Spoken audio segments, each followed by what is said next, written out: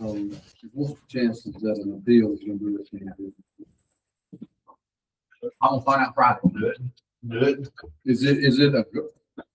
Look, Sure, okay, okay. no, don't worry about it. How long does it take to get it? I don't think by the time we're required to set the mill rate, I don't think we'll have or they'll start something like units. But Well, all this is significant about is next next year. year. Next So, year, we- yeah, that's not something that's gonna change for military. correct, so. Well, we could, based on utilities, because I count those in the digest, and that's nothing major. Yeah, it's not gonna affect our military. But I was meeting Friday with two people from the Department of Defense and all this. But I mean, you can't say we use the statistics I'll do it. on a sample of 16. I mean, that just, Ron, you can't walk up.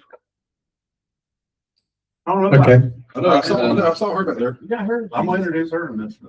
okay. Well, it's 8:30, so it's time, 6 o'clock. It's 8:30. We'll get started. If you'll please stand for the pledge of allegiance. Would you lead us in a prayer, Brian? Pledge Allegiance to the flag of the United States of America and to the republic for which it stands, one nation, under God, indivisible, with liberty and justice for all. That's correct. And Lord, we thank you for the blessed day, the Lord. One was able to get your safety. We just ask now for wisdom as we make these decisions that affects people of Dodge County. So you want to introduce somebody before we get started? I was going to introduce y'all to Kendall Browning Rickle, who is a lawyer that works with me. She knows some of y'all because she's been doing some stuff for the Development Authority in my stead. She helps me out with Montgomery and healthcare when I can't be in 5 places at one time. I don't know why I'm not successful in being in 5 places at one time. I think the only person she hadn't met is Commissioner Green. And then because you brought her to the farm. Yeah, I did she bring gave me her her to the farm. chocolate. So- I got, I think a in a personal. business setting, you're the only one that would know. That's a good thing. I haven't dated a lawyer. She's covered airport authority for me and other things. So you might see her around sometimes when I can't be here for things or working on some stuff. So I just want everybody to have a chance to meet her and lay eyes on another actual person, not just some robot or something like that in a closet. Not AI generated. Okay, well, nice to meet you. It is Thank nice to you. meet you as well. And she is now going to deal with somebody who was on a slow speed chase. 13 traffic citations, slow Oh. speed chase. Yes. You've heard of a rolling stop. It's kind of a rolling chase. Yeah, that's what it was. It's not OJ, is it? No. Okay, just I check. think OJ went faster. Okay. All right, well, nice to meet you.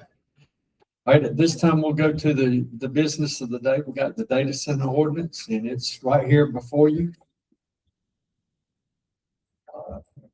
My only question is, I just wonder, how did we come up with going from the solar ordinance to this with 1,000 foot? What's the reasoning behind going to 1,000 feet from any property line, or because you're going to take out a great deal of property? Yeah, 200 acres, you couldn't put a pinpoint in the middle of it. Any reason for that? Is that correct? I don't know. Whoever, I don't know, who, somebody suggested, and I'm just asking you the reasoning, because there's some data centers that are small, like the one in Soper. It's on 5 acres. You couldn't have it on 5 acres. And like I told some of the board members, you're effectively cutting out that person's ability to sell the property, so you've taken their property. So you're in, the county could get sued for that. That's what I'm Right. saying. Well, I was under the impression, because of they would actually generate more noise on that side if they ran their generators. So we have an ordinance on that. We do. So when the Same. singular times they could do it, that's right. We do have on sound. But I think it was just based off feedback from property owners is my interpretation of why it was put. Yeah, okay, but the solar ordinance is what, 200? Correct. And the reason I say that solar is just going to use inverters. So even at their loudest, they're a lot quieter than a natural gas generator or a diesel generator. Yeah. Yeah, I understand if they generating, you know, it'd be more toward that center of the property. That would probably be the best thing in my mind, but the thing is, if you do 1,000 feet, we're effectively taking somebody's property, and that's my concern. I'm just being honest, you know? I would say from a restriction standpoint, and I understand that, yes, solar panels are, they're not attractive to look at, right? But height wise, they're not as tall as the data centers. I mean, we're talking about larger concrete buildings. That does play into some of your setbacks. Your setbacks would be different just based on the height of the actual structures. But we got a buffer in there too. I mean, they've got to put up either a berm or When you go down trees. that rabbit hole, then I can't go to Haymore. That's what I'm thinking. That's,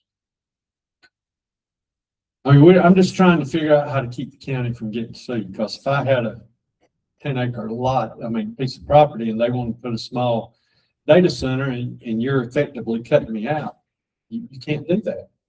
I mean, we have property rights in the United States. Okay, the worst part about it is I think we probably can, I just think we should be. as far as comparing this to solar farm, you can't, because a data center is not only gonna have excessive amounts of noise because they run off turbine generators. They do not run off diesel generators. We're talking about jet turbine, natural gas generators, multiple ones per building. If they don't have electric power from EMC. They're still gonna have to have the generators. They don't have a choice. They have to have them, just don't have to use them. Possibly, but we know that they will. I mean, they're not spending gazillions of dollars to run natural gas lines to these turbine generators for no reason. So they have that. They also have light, a lot of light pollution. They have in and out for staff. You're not going to have any of that with solar panels, very little of that with solar. It's going to be a lot more traffic. And, you know, we do have a responsibility to protect the citizens of Dodge County. Yes, this is a landowner. Yes, Rayonier is a landowner, but Rayonier's not a landowner like Jeffrey Jones and Brian Watkins and Dan McCraney and Leanne Green. There's no homes out there. We're not protecting homes or wildlife or farm. This is not a farm. There's many concerns. So, Well, you're taking one particular track. Let's take that track.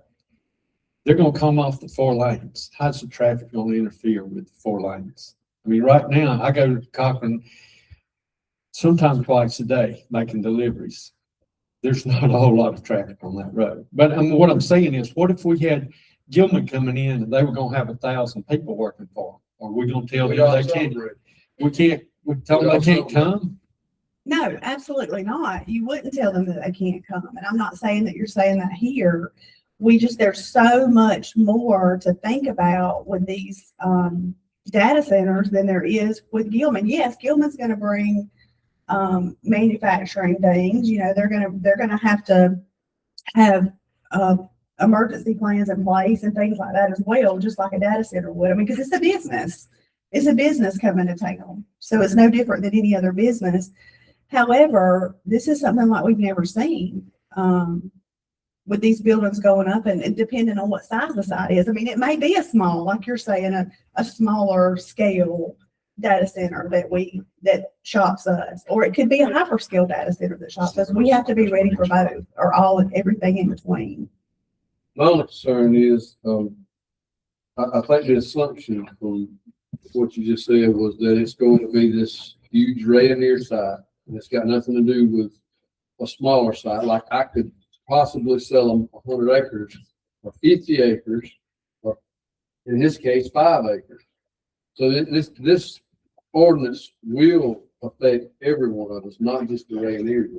It'll affect your farm as well, because there's the possibility you may never ever want to do it. There may be 5 acres across the road somewhere that someday you could sell or lease to one of these companies and support your farm and your way of life for the next 2 generations. I would say too, keep talking about a 5-acre site. And I'm not trying to detract from what y'all are saying at all. I actually think I'm kind of just throwing up another thing to think about is if I'm a data center developer and I want to put a small scale data center, let's say 5-10 acres, and I see your ordinances that says this, my response is going to be, all right, I'm calling up Mayor Edie Ryan and saying, got 10 acres on the outside of Ryan, I want to make you a whole lot of tax money. Well, that, yeah, Annex this 10 acres. And guess what? Your ordinance means nothing. right.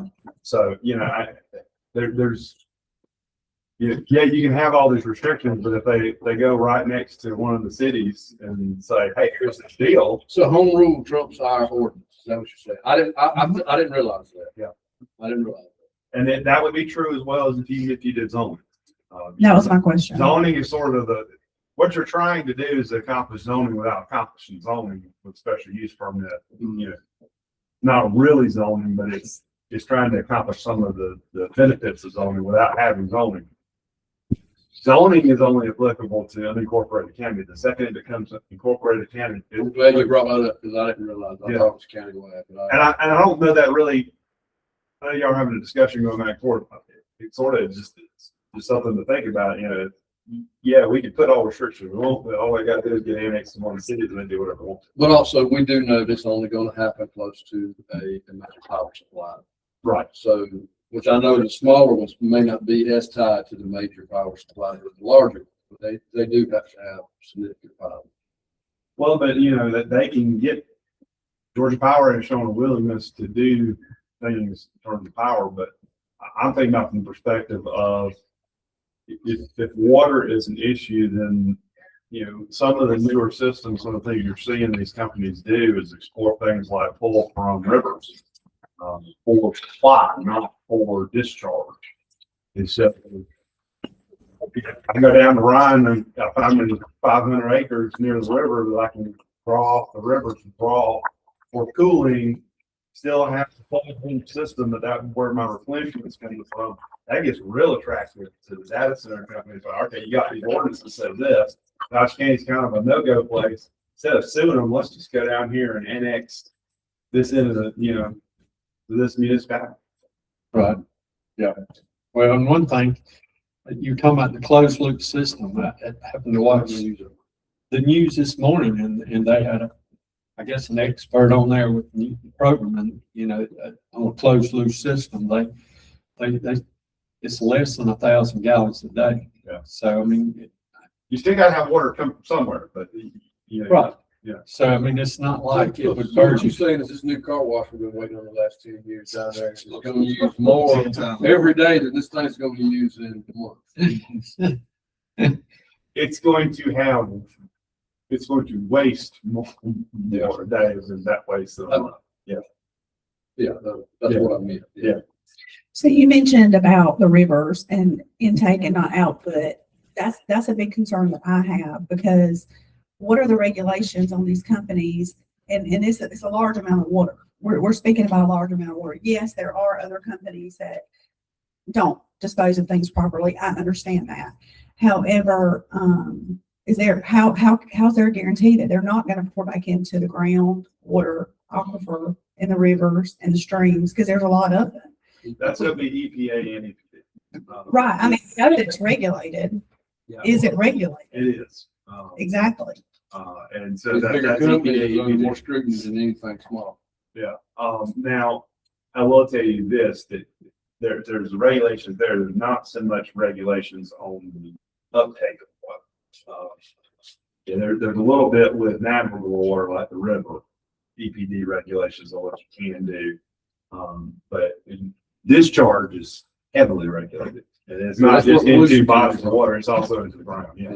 Because that's where pollution comes from. Right. If you're not discharging anything, you're not dirtying the water and then putting it back out into the environment. And it's not just water, it's even gas and smoke. All those things are heavily regulated. Emission standards. Yeah, probably the best example down in Lumber City, you have the Telfair Forest Products that makes the pellets. And they discharge, basically it's steam. And I'd say it's probably 80% water molecules that are being discharged But it looks like smoke. You know, they're heavily regulated by the EPA and the EPD. And they come test it frequently. And say, okay, this is satisfactory. And you have disagreements about, you know, there are different scholarly journals that say, well, this is good, this is bad, things like that. But it's whatever the federal emission standards are with industry. So they would have to meet any of those with any sort of discharge, whether it's water, whether it's gas, whether it's solid waste. They're gonna have to meet those requirements. Okay, thank you. Ms. Kim was nice enough to make copies of this draft ordinance for Crawford County. This is not apples with apples because they do have zoning in Crawford County, so everybody has a copy of it. I really enjoyed reading. I've read through this multiple times. They just go into a little more detail than we have in these ordinances. And then Ron has provided me with Montgomery's and Telfair ordinance, which is stricter than ours as well. Both of those ordinances are in draft process as we speak. And both of them are stricter than ours as well. But this Crawford County one, like I said, it is a little stricter, but one thing in here, and Brian, I want your input on this. It says that the data centers cannot be located within 3 miles of a farm that has an irrigation well. What are your thoughts on that? What page is that on fucking reading correctly? What it says? I don't know exactly what page. We can, Page, it looks like page 5. Is it page 5? Permitted locations. Give me a second. Just to read. I think it goes into the water. It's under the water. If you get to the water usage. I don't have any. Okay, problem. Okay, see what we got here.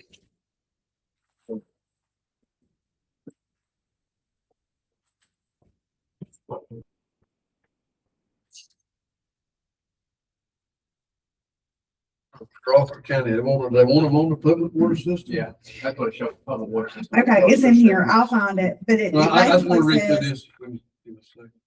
He did say that that was in the Montgomery. oh, maybe it's in your ordinance then. I've not read the proper one, but it is in one I drive. Okay. Are we supposing that it's going to use? And you said how many miles of? 3. For 3 miles. The only reason I would question that is, you know, our groundwater is not, it's not made like a bee's honeycomb, whether you go straight down and this part of land draws from this part of the aquifer. This one, it's all connected under there. So whether it's 3 miles apart, I mean, you could be drawing from your farm water that's flowing directly under my feet, and we would never know. It's all connected under there. So I don't know that separation by 3 miles or even by county line is going to help Dodge County's amount of water that we can pull from the aquifer. If Telfair and Blakely both had data centers and we didn't, I don't know that it would change our gallons that we could pull out of the aquifer even by one. I'm not. Right. I wanted your, That's Thoughts my on that? thoughts on that. Is I don't think it's that separated that you can move a couple of miles. Now the shallow water is a little different, but we're talking about deep wells. We're talking about water that is flowing from essentially the mountains all the way down to the springs. I just spent a week down in Florida and we went around some little springs where it's water just boiling up. Now it comes under our feet to get there. It's boiling up and goes straight to the ocean. The provision she's talking about was really addressing more surface water usage, like where you're using, you know, you've got a retention pond that you're using to pump out and discharge into that. So, Okay. yes, All right. that's what. Now, it's that's a whole trying to- different issue if Yeah. we're talking about if they're polluting in some way or releasing into a stream that I'm then pumping out of more farm. Is what that ordinance that she's referencing has in there essentially is to try and make it such that you cannot pull from any existing body of water. Like if you wanted to, Oh, so so you would have to build your own retention pond, and you could go make a pond that would catch water and use it to supply the system that you couldn't be, you know, discharging. So if there was- you know, if we you had have Lake pumps, Dodge yeah, that several farmers were pulling out of, they couldn't compete with me for that. exactly. Okay. That's what that is was trying to address. So let's find what this one says. 'cause it's Maybe gotta be it in there is. somewhere. So it says if it determines if it's a burden to the public water system, they can draw. Now, I think you are, if I remember the numbers right, we are sharing aquifer with 48 other counties. It may be more than that, but I think it's 48. It's a Floridian aquifer. There's upper Floridian and lower Floridian. Yeah, I think. The upper, most of us are drawing out of. And then there's a total of 48 counties that draw from that, and then there's. I don't think we get anything from the lower.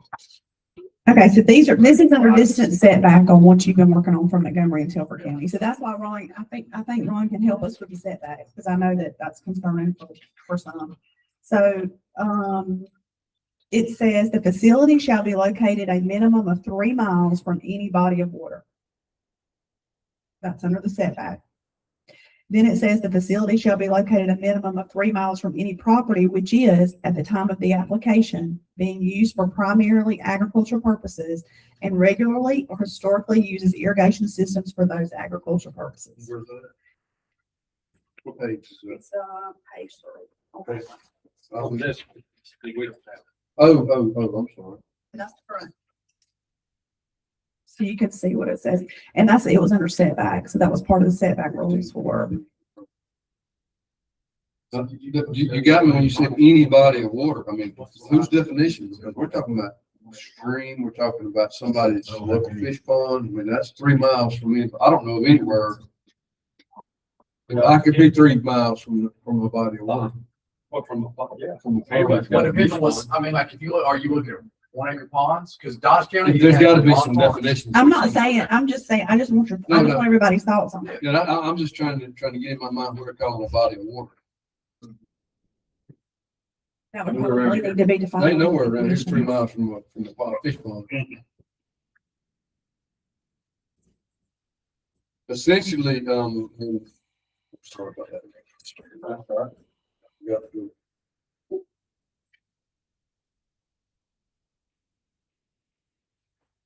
Oh, excuse me, I should have done this at the beginning of the meeting.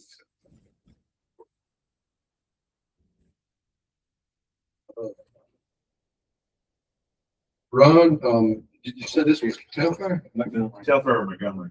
All right, I'm not asking you for their intentions, but Yeah. this sounds more like a don't come ordinance. Is that what they're shooting for? I would think so. Okay, I think that's what the this sounds general like, feeling, is you're yeah. not invited. Yeah. Because I mean, we put a couple of those things in there. They will not. The 1,000 feet. We've essentially told every landowner in the county, like it or not, we've decided for you, you will not. You will See, not. theirs is a 1,500 from any Yeah. property line. So I mean, they're going even further. no matter So what that's saying is if I have 500 acres, I could maybe locate one builder in this city. Am I figuring that right in my head? There was one person in particular, and not naming names or anything, but there was a discussion that somebody brought up about wanting the setback to be 1 mile.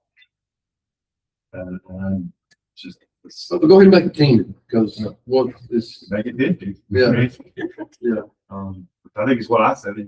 I stop at 1 and you go to 50. how far is it from the county line to county line? It's not 50 miles. Yeah, I think- So basically put it somewhere else. is Yeah, what- that's what that ordinance is saying, when it's saying, Yeah, I mean, that's kind of what it's getting at. yeah, 3 miles from a body of water. That, I will say this, they are very, Montgomery County is the one that wanted it to have the provision about body of water, and it was concerns about, historical farming operations, what they were drawing from water, and really addressing some citizens' concerns. As well as, they've got the Oconee River that's running right there, right as you go into Mount Vernon, runs. Yeah. A big stretch of the county, so.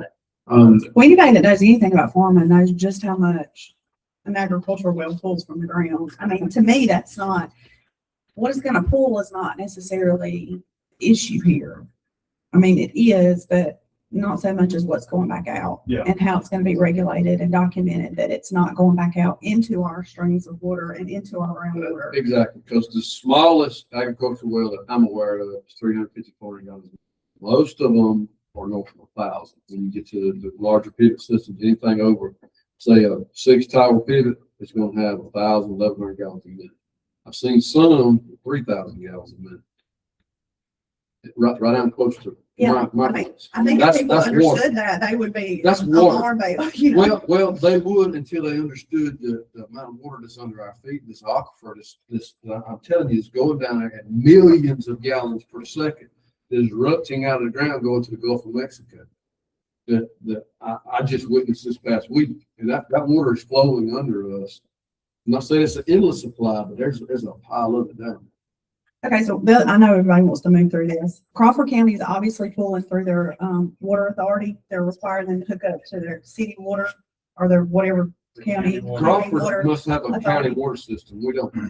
So they can regulate, obviously they'll know exactly how much, Crawford's, this is pulling. They'll know, they're gonna get paid from it. It's gonna be another source of income for Crawford County. We won't have that. So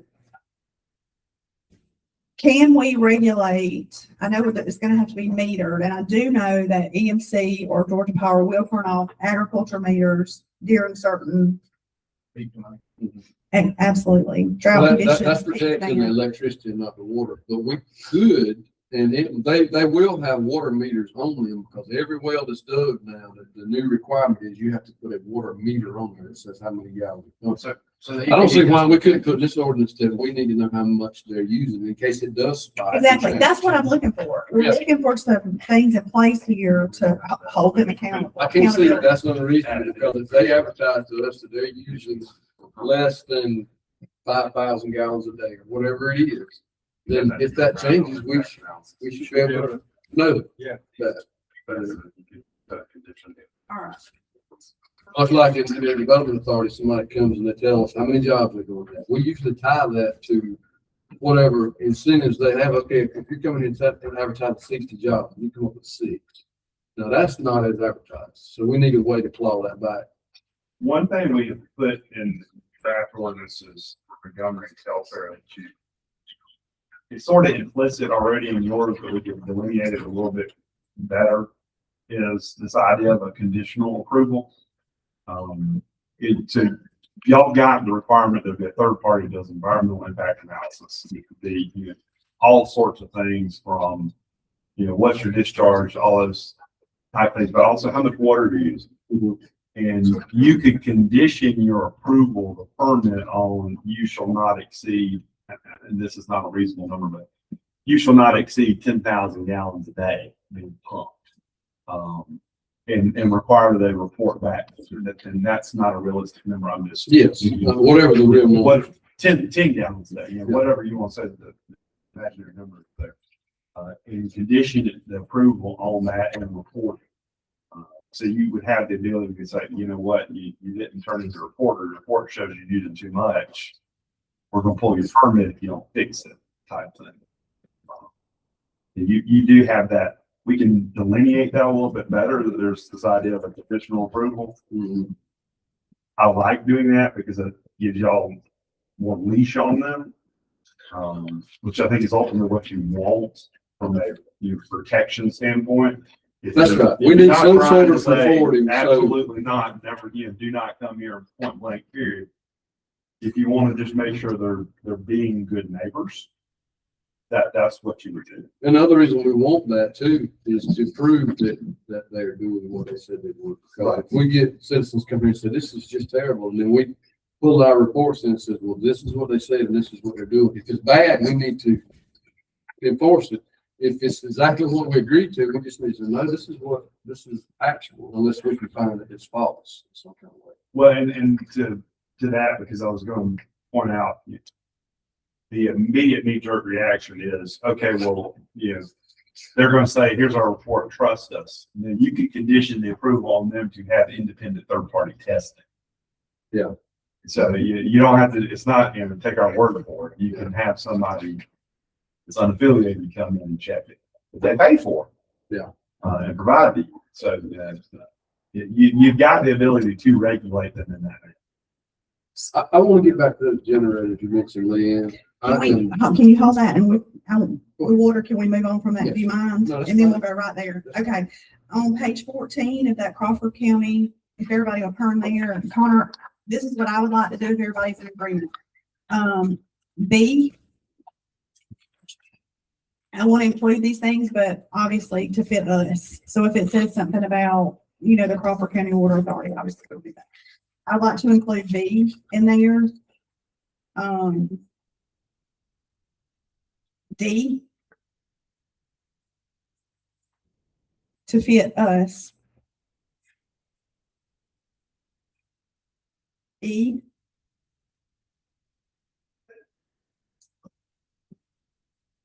F,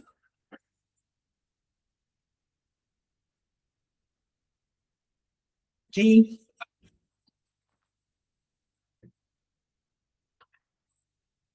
and H.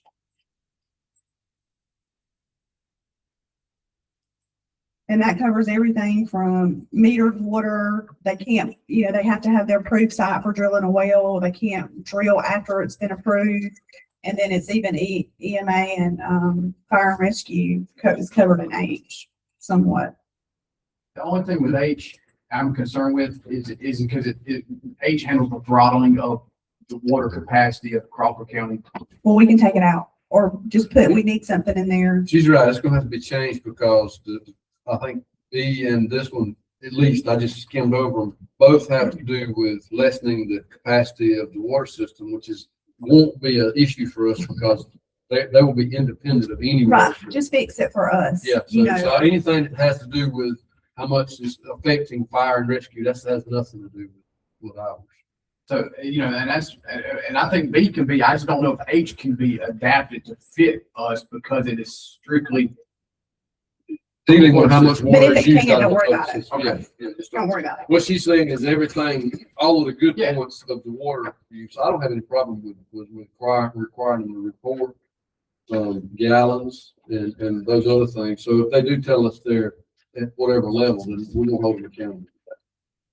Are we asking for a site plan? Who's approving the site plan? Are you asking them for a site plan? Yes, we do have that, site plan under K under environmental impact. But they would have to turn it in with an application, no different than. And fuck The solar or whoever. Correct. So you're gonna change the wording from site plan to whatever this. I Yeah, didn't see so the word I- site plan. Specifically, it's not, it's just, it's a part of the impact analysis like us.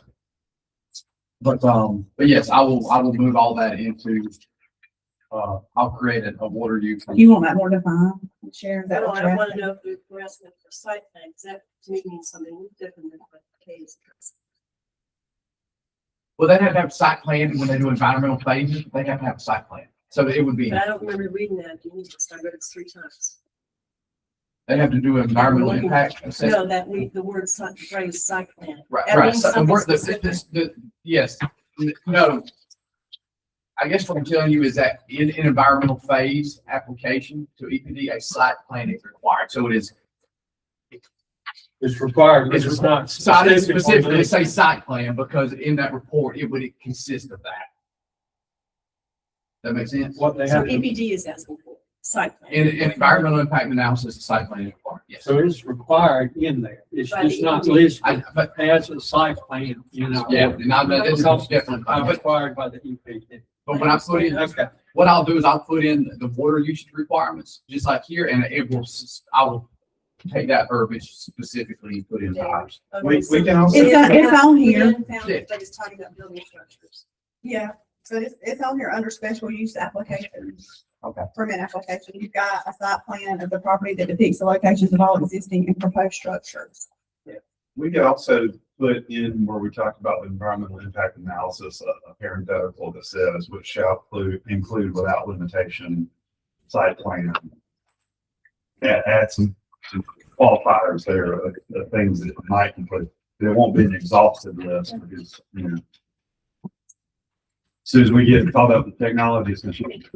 It'll change. Yeah, okay. Anything else? So evidently something will come back to us at the next meeting, or when do you want this?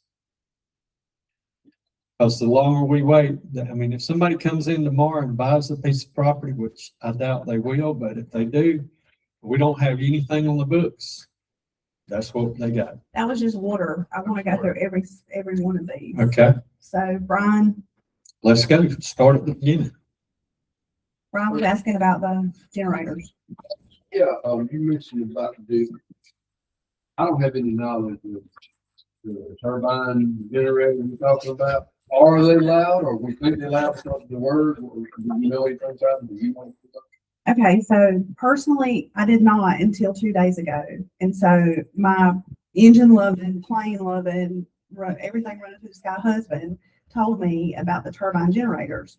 And he said that all of these buildings are running off turbine generators. He said, Leanne, do you know why they want to run the natural gas lines? No, I don't. Why?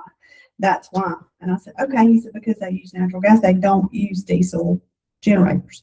So I went to researching because I was like, that's interesting. It is true. It is very true. These are huge, big, tall generators that are connected to each building. Depending on the size of the building, you can have up to 7 of them. Because you have to think, if they have a power outage or if they have an emergency, that's a lot of power they've got to have. Because we've discussed a lot about the electricity being pulled from Georgia Power EMC and how much it's going to make everybody's electricity go up. But so they've got to have the generator capacity to run these buildings. And they're not going to always run them. No, they're not going to be on all the time, of course. But when they are on, or when they're being tested, Connor has put in here from 9 to 5 during the week, no holidays for any testing of generators. And I think you've even limited the amount of testing on the generators, maybe. I think it was limited, wasn't it, in there? So that's good. I thought that was a great thing. But yes, they are. But no, it's not going to be a constant issue. It's only going to be an issue if there is an emergency or there's an outage. But these are like jet engines. But do we know that that's worse than most of the time you use natural gas? One, because it burns. No, I don't think it's a bad thing. It'll be about 105 decibels. Yeah, I don't think it's a bad thing at all. I'm not saying that it's bad. I'm just putting the facts out there. What I was saying is the turbine generator, is it any worse than a big diesel would be? And I don't know, it may even be quieter than a diesel. I don't have any knowledge of those types. No, this one office is loud. Yeah. Very loud. And it's gonna be about 105 decibels right there. It is obviously sound dissipates. So we need to specify, okay, generators need to be, located, or we need to have some And this is a reason for setback, y'all. This leland is, cypress or something that buffers sound around this, and, you know. Well, you have a decibel limitation of 35 decibels.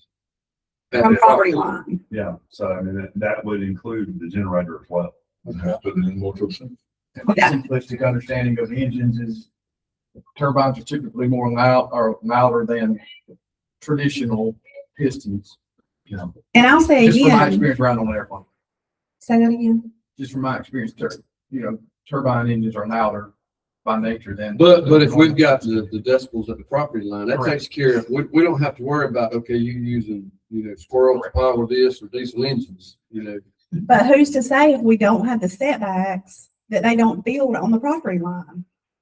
The decibel, the decibel reading at the property line is what they would have to be concerned about, because if they don't meet it, it does not meet our standard. Turbines would allow the generator run. And that would require them to make the choice on their own, saying, okay, there's no way that I'm gonna put this generator on the property line and meet this decibel requirement, so I'm gonna have to locate it. So whether we tell them or not, they're gonna have to be away from this, they're That's gonna have to right. be set back from the. To meet property our line. decibel requirement. The decibel level is what they've got. Because if not, we're getting into, okay, you gotta use this kind of inverter or this kind of engine that we, to be honest with you, have no expertise whatsoever in. No, I'm not All we trying need to be worried to, about is the problem it causes, which is noise. As long as they meet the noise, levels at the property line, then it's up to them how they make that happen, whether they put these things inside of buildings to make the noise go up, or they locate them further towards the center is up to them. Or they dig a hole and put them in the ground. Or they dig a hole and put them in the ground. Are they line every building or are they however many rows of Leland cypress it would take to buffer that between here and the property line? I mean, so your decibel threshold, I think is 35. It is. And that's, yeah. As a constant noise, that is, something that's measurable. But it's 35 decibels, was it 100 feet? 25 feet on the property line. It's gonna be the equivalent of like the refrigerator running. When the refrigerator cycling, that's about what 35 decibels is going to be. Well, if I remember Now, if right, it's continuous, that could be a private nuisance or, but, you've got the enforcement mechanism that if they decide they're gonna put these turbine generators too close and then they kick them on and they're over 35 decibels, well, we've got already built into the ordinance that it could be a public nuisance and y'all can enforce it. That means y'all go get a temporary restraining order from the Superior Court judge that says those things are turned off. Or they're Or going to be they're contempt buffered. of court, and that's when it starts hurting real bad.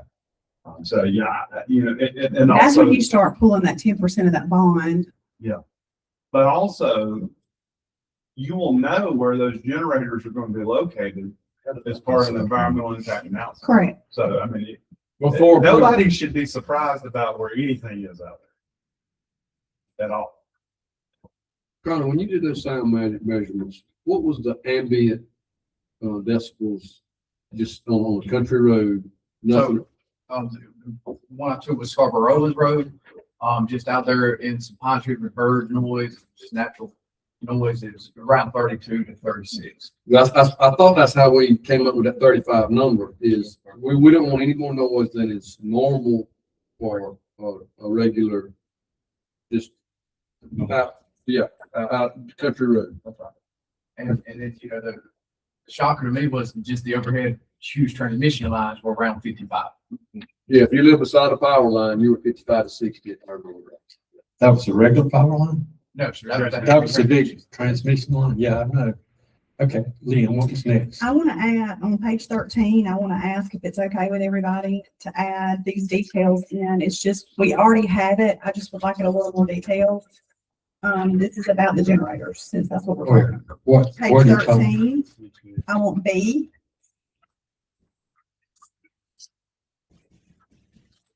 Okay. C.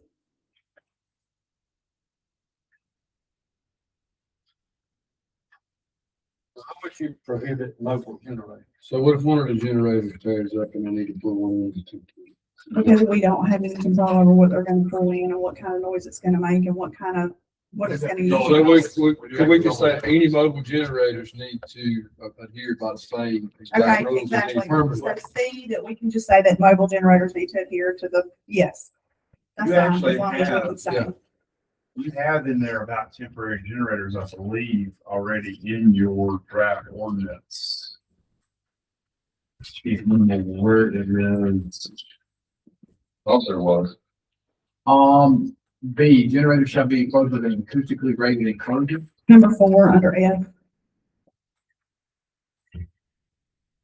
That's good. Just mark off C, we already have that on there. That acoustically, what did you say? So B, under B, This is an hours? no, this is in Crawford County. B, it says a generator number 3, under B. Generator shall be enclosed with an acoustically rated enclosure. Yes. That solves a lot of problems. When y'all have built into your ordinance too, requirement that it be screened from public view, like that it's surrounded by some sort of dampening mechanism. It's I think, not I, maybe it is I. But that goes back to the Yeah. 35 decibels. However they accomplish that is, And that's why I was It's up to asking, me. should that line be in there? I mean, do we need to make it where they have to put in acoustic rated enclosure since we're already. I'm more regulating concerned with this? that decibel reading than the property line. If we can do that, then however they do it, whether it's acoustics or But we did Quiet agree we wanted generators. enclosed, right? what, We wanted enclosed, covered. I'm not sure.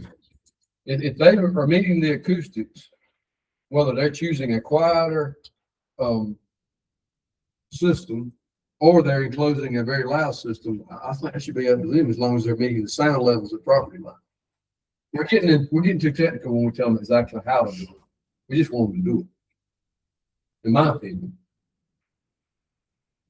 As long as they're making the 35 decibels, we don't matter what they do. That way we're not date stamping the requirement. Yeah, because what happens is when the technology changes, ours still says you have to have an enclosure when there's another way to do it.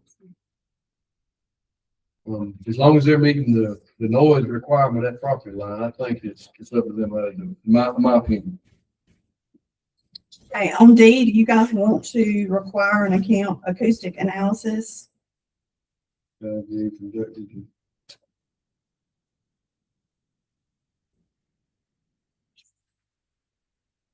mean, that's something y'all could always require as part of your environmental impact analysis.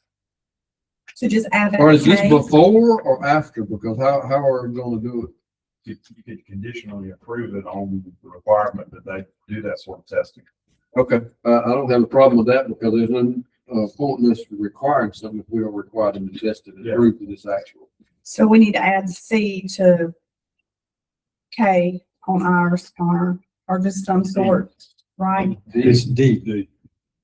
Is that what you're comment, D? Post-construction testing. On this one? Yes, sorry, D. Okay. Yeah, because number 5 says if they test it and it does not apply, then they need to do whatever it takes. That's when they're gonna have to build that enclosure if it doesn't work. The most powerful thing y'all have in your ordinance is that any violation of the requirements is considered a public nuisance, which means that y'all can go and get an injunction to stop it. Because that's the one thing that you not want for any of these facilities is to be shut down. Because they're gonna have a bunch of money tied into it. It's useless to them if you go pull the plug. And I don't mean to suggest that Connor can literally be out there and plug a power cord into it, but that's essentially what an order from the judge is be. Fix it. You gotta fix it, or else it's sitting there wasting, doing nothing. Is there a time frame we have to do that? Like they have to have it fixed by? Do we have that anywhere? Well, I mean, if it's a public nuisance, then you can immediately get a restraining order, meaning that they have to turn it off immediately.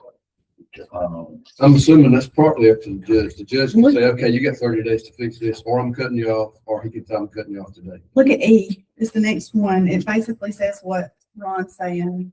And is that in ours, Connor? Yeah. So it's not directly in our ordinance, but our old code of ordinances reverts back to violation. Okay. We have a violation subsection in our code. Would there be a need to pop this in this one? No, okay, gotcha. You got the biggest, I mean, you got. So we're covered. You got the nuclear warhead in the arsenal. Okay.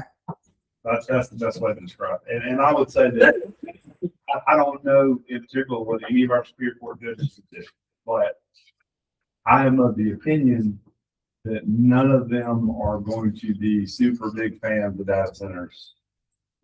And that they're not going to be inclined to give them a whole lot of leash. I can't say that for certain, but I mean, you got one that lives in Pulaski County and is somewhat opposed to has an agrarian background, who I think would be opposed to map development, things like that. And I think the one that resides here in Dodge County is also going to be somewhat in the same mindset of, these folks are coming in, you're trying to protect the public that lives here. I think they're going to err on the side of caution and issue injunctions to shut things down. I don't think they're going to give them a whole lot of leeway. Well, we can anticipate future, and that's what we're trying to do. Yeah. But as long as we make these requirements that's by law, then whoever the judge is, whatever their inclination is, they have to follow the law. Exactly. On the next page on 16, there on number 4, that page and a little bit of the next page is the noise impact assessment. This is basically what we've been talking about. They do a pre-assessment, during, and then a post-assessment. Is that something you guys want to add into ours, or no? You think we have it covered? Well, I thought that's what we just done. It said they had a test. It is. It just summarizes everything right here at the end and gives them specifics of what is expected. Let's go to ours and see what it says. What does ours say? It doesn't have anything specific about. We don't have any built-in discussion of post-construction testing. That's just one of those things we could. We need to trigger put that in. additional We need to, put that, 35 decibels, that's reasonable. And then it must be tested after construction, and that work, and that sentence that's in there that if found not, to comply, then reasonable steps need to be taken to make it comply. So the paragraph 5 under F in your draft ordinance says if it found the noise regulation contained herein, which is 35 decibels, 25 foot from the line, being violated, the county shall notify the property owner and order the action to correct it. Such notice shall not be necessary to enforce the ordinance. If the violation constitutes a continuing nuisance, the county shall take other action necessary to ensure compliance with or prevent violations of the ordinance. So it doesn't have the testing requirement in there. They've got to report to you what's being tested, but should, in the event that it is violating, which we've got a decibel meter now. So when we get a complaint, we go and test, Yeah. is what ours says. Yes. As opposed to saying they have to do yearly tests. Which I don't know that there's much benefit to a yearly test versus, When you run equipment, the older it gets, the louder it gets. That's the truth. I mean, that's just farming. And so as this equipment ages, if they're not updating it, it will produce more sound. But we have the ability to go and test. Well, the difference is, are we requiring them to do ongoing tests, or are we just testing when we find an issue? Testing when you get a complaint. Testing when you get a That's complaint. how, I mean, that's, If nothing's changed, the neighbors are either used to it or man, I don't think it's that difficult for somebody to go out there and test it once a year, and hit whatever day, and whether it's them or whether it's y'all. well, the only thing, if it's us, it's only gonna happen when it's happening, until there's An issue. if we pick, January 1 to test. So just take it on a case by case. Take it on a case by case. All right, so on the Well, same the same is thing, true as them having their annual test, if it's a good day and I think a everything's good working day. great, then That's right. all right, on the same thing you were discussing on page 16, the it's got 72, is that, the noise level they're using That's instead ground of 35? vibrations. Okay, that's ground Yeah, they go vibration. into ground vibrations. I mean, they go into a lot of detail. And if you'll notice, everything grayed out on this ordinance for Crawford County. This That's is any the, residential property. Okay. this is So the then- new stuff. 17 is, D is that 45 dBA Yeah, they have their set at 45. that's instead of, louder than us. 35 is pretty hard to hit because that's, like I said, that's bass. That's no louder than the birds. That's ambient noise. You go out to Deerwood, you get lower than 35, but you ain't getting not anywhere near a roadway You or, gotta make sure the squirrels are not up. yeah, birds are chill. okay, so what we're doing on those two?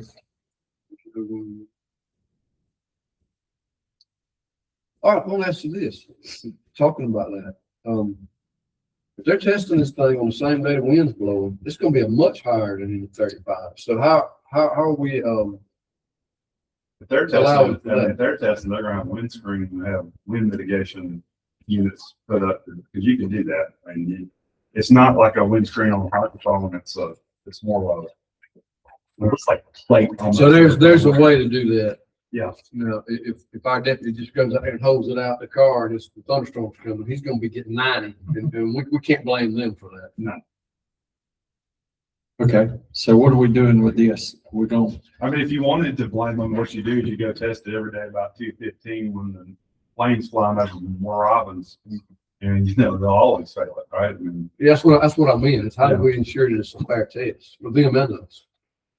random sampling. that's all you can do is you just have to notate, if we went out there test, you have to notate the weather condition, no different than, I think of like a car accident, wet road type description.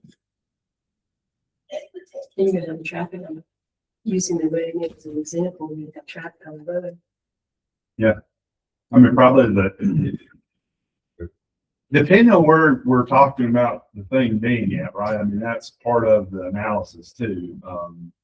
It's hard to sit here and say when to do it, but I would suspect most places in the county that would be feasible for it out of center 4:30 in the morning when you go test it. That's when it's going to be quietest. There's not going to be heavy traffic or anything like that. You're going to get ambient sounds. All right, and this 35, that was after working hours. Was there a different sound level that could be done during the daytime? We walk outside right now with it. Well, you can't get 35 right here. No, there's no way. You can't get 35 right here. Nope. Our noise ordinance gives that prescription that it can be between 6 a.m. to 10 p.m. It needs to mirror that because, I mean, that's totally unreasonable to say that they're going to get at. But this is continuous. Continuous noise. So if they got a pressure release valve that 5 times a day lets off 80 decibels, that's fine. It's continuous. So it's like a constant hum that you're really regulating there. Otherwise, your normal noise ordinance kicks in. The only thing our decibel was looking at, it says the continuous sound level generated by the system shall not exceed, and it says continuous, and exceed 35 decibels metered at 25. So I mean, it may be louder than that, but it's whatever setback we decide, it's 25 feet from that property line. So it could be at the site, it may be 75 decibels, but based on distance, it could, and also what this was trying to do is more of the continuous hum of the computers as opposed to the generators. So just the continuous noise there, which would be encapsulated It's in a inside building. that building. Correct.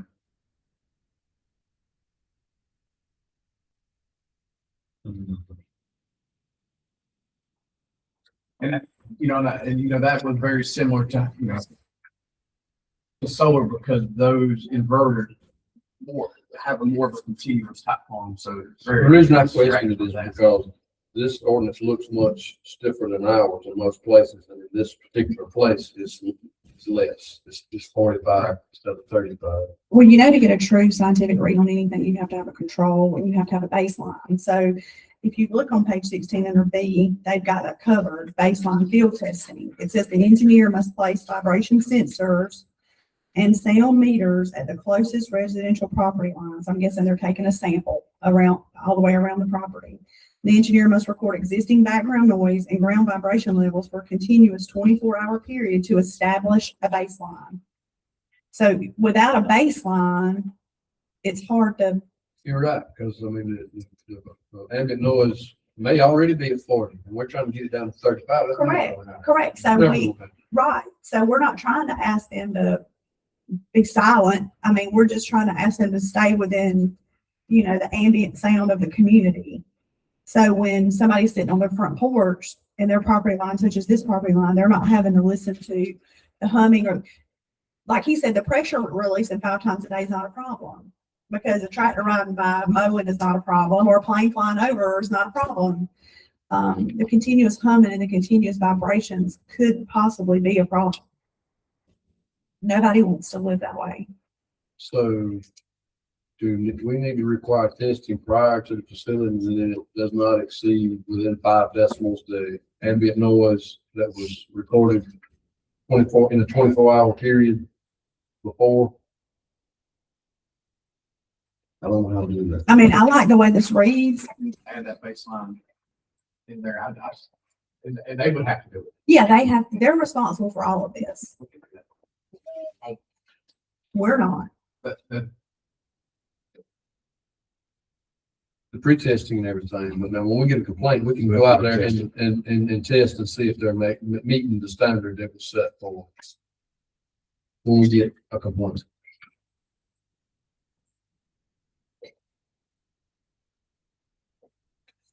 Let's say, we added in there, the applicant shall provide with a pre and post construction noise study. So we can add that 24-hour, we can put a baseline 24-hour. Or we can put this into to establish. So what is ours? Read ours, what it says. Applicant shall provide Dodge County with pre and post-construction noise study to include DBA and DVC readings conducted by a professional and accredited third-party contractor. Well, it's pretty much, yeah, that covers that if they're pre. But we need to add something in there that says that post-construction shall not exceed by 5 decibel points what pre-construction is. Does that sound reasonable? Is it 5 or is it 10? Because you know it's gonna change it a little bit, but we just don't want it to get to nuisance. So there it's 45.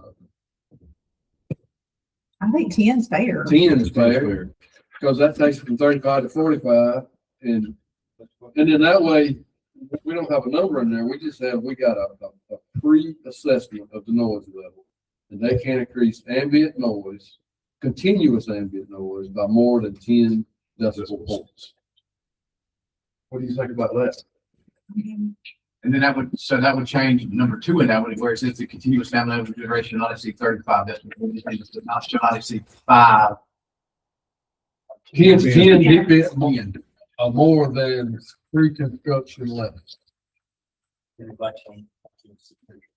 Yeah, on the base, the Baseline. the pre-construction level of noise cannot be increased by more than 10 decibels. Continues, because we all agreed that there may be 5. We're talking about continues. Okay. Do we want to even address ground vibrations? I'm just thinking like, Not an issue.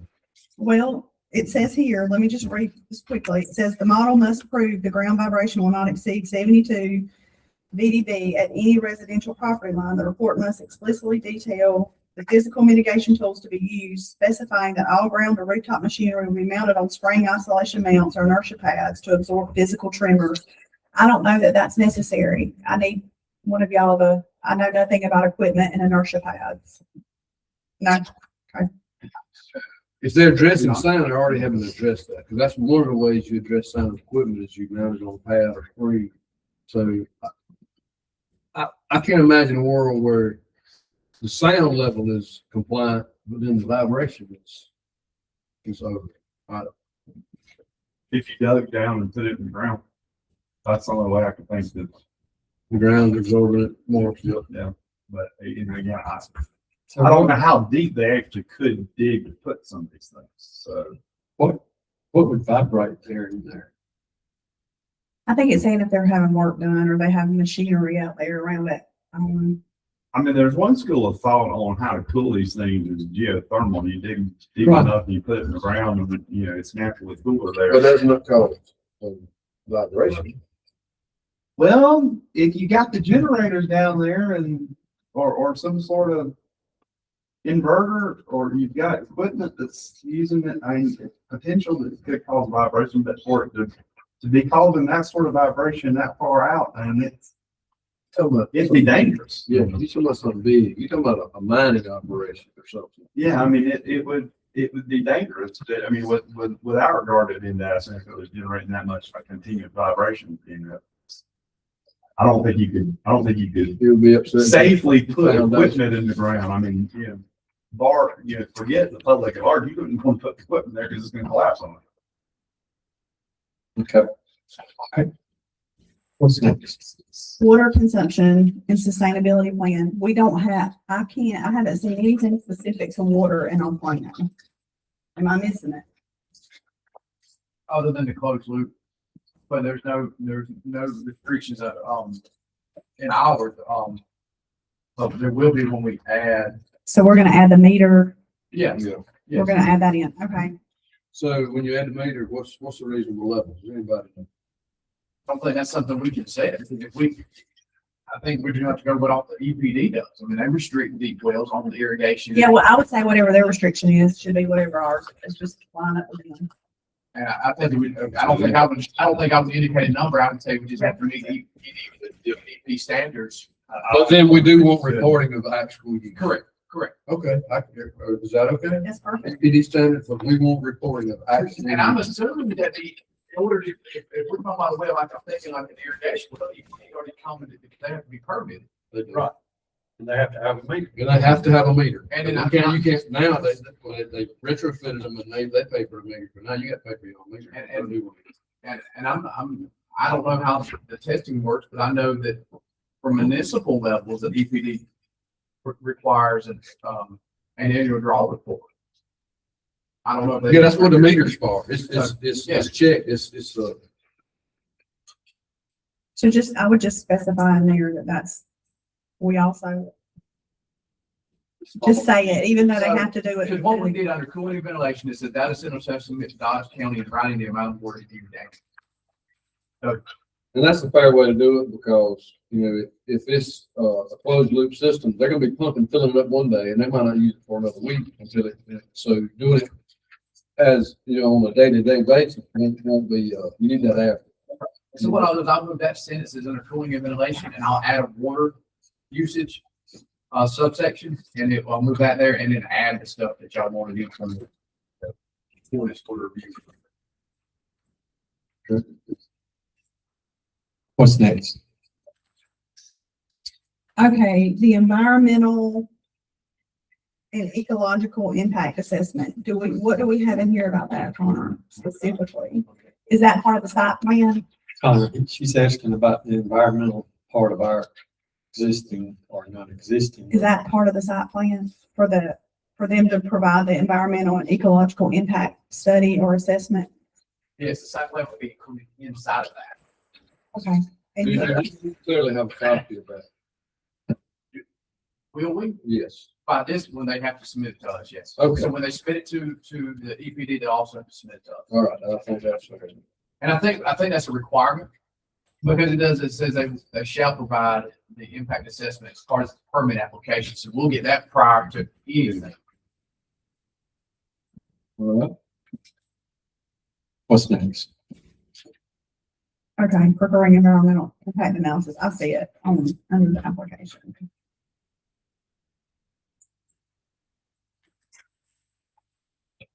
Do we have specifically in here about training? I see Malcolm sitting out there.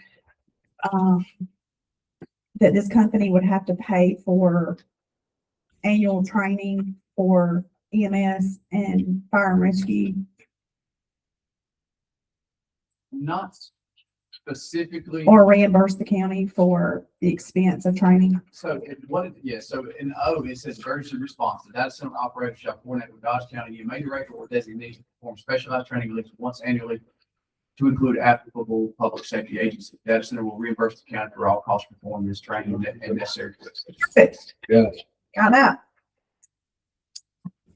All right, construction traffic. Oh, Yeah, we do have that in ours as well. Can I go back to the question on the progress? yes. Do we want to add in there any ecological? So She asked about ecological, but it doesn't state it, okay? I don't think, you tell me it does. it does say, Does it say ecological? So what it does, it says, says the environmental impact assessment shall be based upon research, site visits, accepted environmental sampling, and investigate practices for water resources, air quality, ecology, archaeology, cultural, and historical resources. Yes, thank you.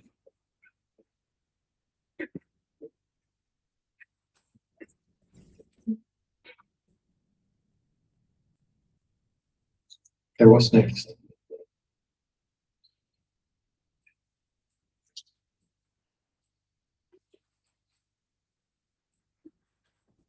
Anything else?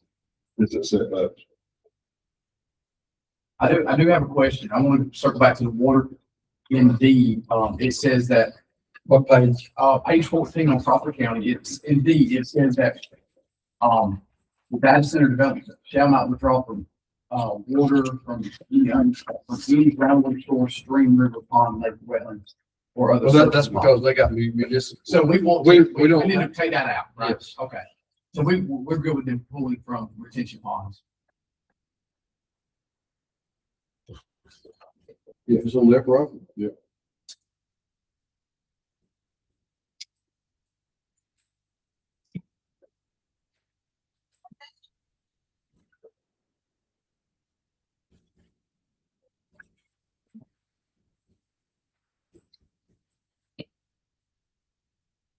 pulling from retention ponds is the most environmentally responsible way to do it, because you're taking flow from off the site and you're reusing that rainwater and stuff, and you're not impacting groundwater. It's about half the cost of groundwater. If I'm gonna get out of the pond, it takes, I can double the output of the same horsepower just from using surface water. What's next? Okay, so on our draft ordinance, on page 2, on application base fee, are we good with 5,000 or can we raise that to 10,000?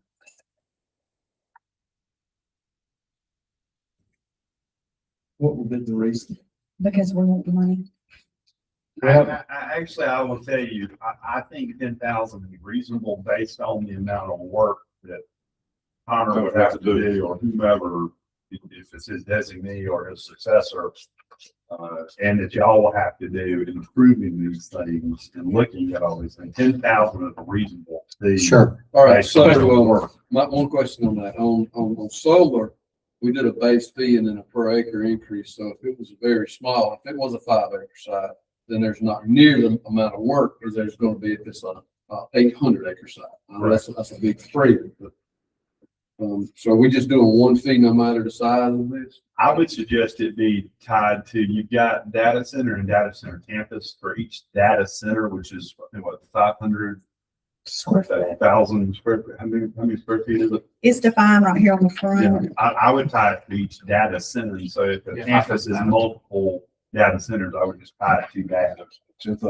And at some point in time, it does get to be, if potentially, but if they're going to be putting that much of an investment, it's probably a reasonable expense. Money is not a object for these companies. The thing is, I mean, it really doesn't matter, but if you're trying to get money, you would be trying to get one in here instead of trying to stop them from coming. Because if they're not That's where the big coming, money's coming. yeah, you're not getting any money if they don't come. I mean, so your logic is not real good in my book. I don't know. If you're trying, it's kind of like when we tried to get Gilman to come in here. If you're trying to get Gilman to come and get jobs, you want to try to get them in here. If you don't want them to come, they're not coming. Just, put the thing up there where they don't come. I mean, that's what you got to deal with instead of just killing them by 1,000 sword swipes. I mean, just either cut their head off or don't do it, I mean, if that's what you're trying to do. I mean, that it doesn't matter to me. I'm just whatever the board wants, but look, Well, I think that the fee, as long as it is justifiable, is what we should use. If it's gonna cost more money because of, work, then we should be. Well, I mean, you're talking about, so I like the solar talking about ordinance. from just already today, having somebody go out there, and measure decibels. And we're requiring them to do that. Right, So but I mean, at every if you turn, we're get- requiring them to pay for these things. So But if you get complaints, we gotta go do it. You gotta send somebody out to do it, and you're gonna get complaints about various and sundry things that, that does They're not gonna happen call with numbers application. off. That happens with them. so. I don't think 10,000 is unreasonable based on the amount of work. Now, I would say this, I think there could be some concession made on larger facilities, because right now the way it's tied is per data center. I think you could scale it back based on that. I don't think money is an issue for them, but at the same time, I think it does need to be tied to the amount of work. All right, well, just That's going definition into of it. data center, how big of one? 500,000 square feet. So that's a building or two? Well, how many buildings is? So it says, a building or commercial facilities, primary services, data processing, data storage, is used to house computer systems and associated components contains up to 500,000 square feet gross floor. And then it defines campus as just the entire piece of property that contains contains more than one data center. So data center is described as one building, and then the campus would be multiple. So for a campus, ours is already gonna be substantially more than $5,000. If we're doing each building at 5, so a campus is already gonna be way up. So on page 3 of the Crawford County, it defines, we could do this if y'all wanted to, data center campus, data center major, and data center minor, but if we did that for solar as well, based on acreage. So if y'all wanted to do that, we could do for minors, 5,000, for majors, 10,000, or campuses. You could just do one fee and not multiple fees per building. All right, so let's think about it. Let's define it this way. That $5,000 gives you, how many square feet did you just say? 500,000. Less than 20, 500,000. yeah. Yeah. So that's Ours is a relatively small footprint for Madison. 500,000 square foot county. Crawford's even more constrictive in a major data center is up to 50,000 square feet. We're 10 times that size.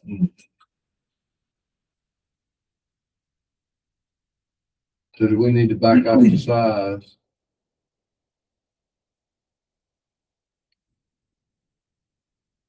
Crawford is where now? The It's on major page is 3. 50,000. Minor is 20,000. There's a data center, And a campus described as 2 or more buildings, blah, blah, blah, exceeding 50,000 per square feet. But in my mind, a spec building, 50,000 might be small. Yeah, that's nothing. That's a little bitty. and there's all different You're kinds talking about a of warehouse. sizes of data center buildings. There's no one set size. It depends on what the Sure, Yeah. sure. Well, we're trying to figure out ways to how to fairly quantify it. Where we're not charging $10,000 if the guy's gonna put a 20,000. Yeah. Square foot bill. Right, Yeah. I agree. Cause it's not gonna cost us that much to do permitting on you're talking about 4 or 5 acres. Yeah. So unless we get crazy with these setbacks, then it's. And then Crawford goes into the minimum acreage based on the definition, minor, major, campus. In which page is that on? That's page 6. So for a minor, the minimum lot size is 25 acres, major is 50, campus is 100.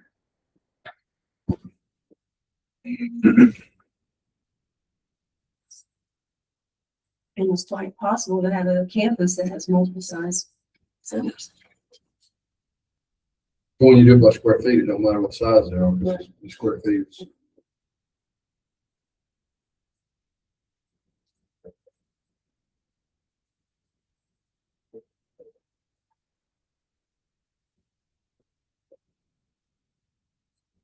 Can anybody remember what our solar one base fee was and what it was? 100 was a 250, I was thinking 150, but it was 250 and then it was Then per it's acre charge. $1.50 per acre.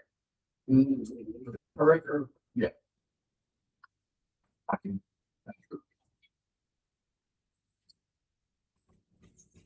Basically, it's $5,000 and we're up on per acre basis.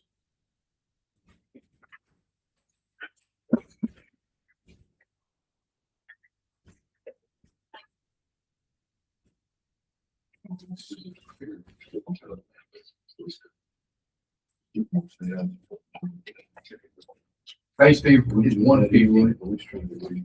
So in solar, the base fee is 150 and then additional fee is $2 per acre over 1 acre.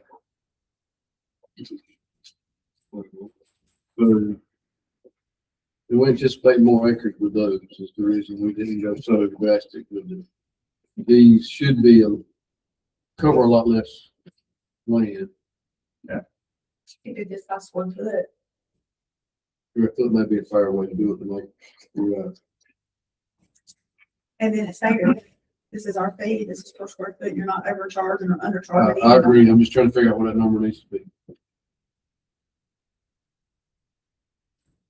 I can't tell you that if it's 100 square feet or 500,000 square feet, then the work we put into it's going to be any different.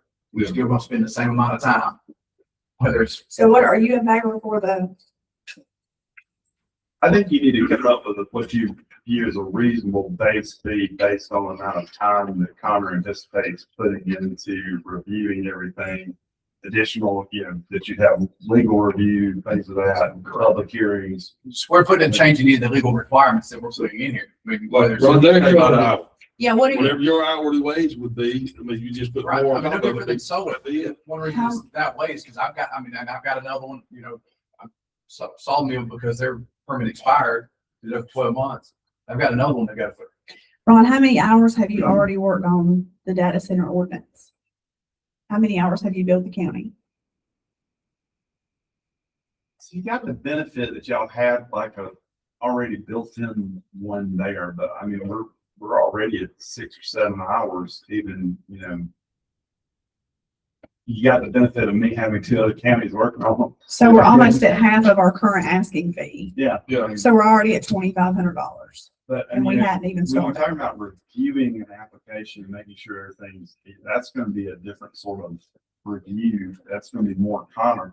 But what I would say is, too, it's not just reviewing the application. You're going to get, he's going to be inundated with phone calls from people. You're going to drag out. So I think a base fee and then you add on something per size is smart. I don't know what the number is, but I'm not. I think square footage is kind of difficult too, because, these things can be, you can have a small square footage, but I can build up. And, I can have a huge data center, but I've built it 4 stories up. So, your square footage kind of loses out there. So I don't know what the right answer is there. There's categories, I'm looking this up, but there's categories for sizes. For data centers, you can have the micro, which is less than 5,000 square feet. You can have small to medium data centers, which is considered 5,000 to 100,000 square feet. Housing a few thousand servers. You can have hyperscale campuses, which are over 100,000 square feet. Some going as much as, which we've never clear out, going as much as 1 million square feet. So you could have a room, and if there's a business, that room is a data center.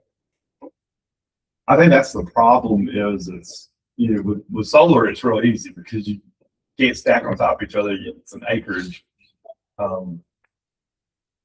This is entirely different altogether, and I don't know what the right answer is. I don't know there's going to be a really good, it ain't like you're going to the Band-Aid box and pulling out a Band-Aid with one size fits all. There's a giant one. So I've got servers, I have everything by funeral home that I have to keep up. if you have a server, then yes, I have a data you center. have a data center right there. Yeah, that's what I'm saying. We got data centers here. I mean, this. I have a server that that's. I mean, Leave the base fee at 5,000, add a stipulation for every square foot, 25 cents. Okay. What do y'all think? All right, so how would that affect? So this was 100,000 square feet. What do we got? Since what do you want your base fee to cover? 5,000 covers how many square feet? And then you can go up there.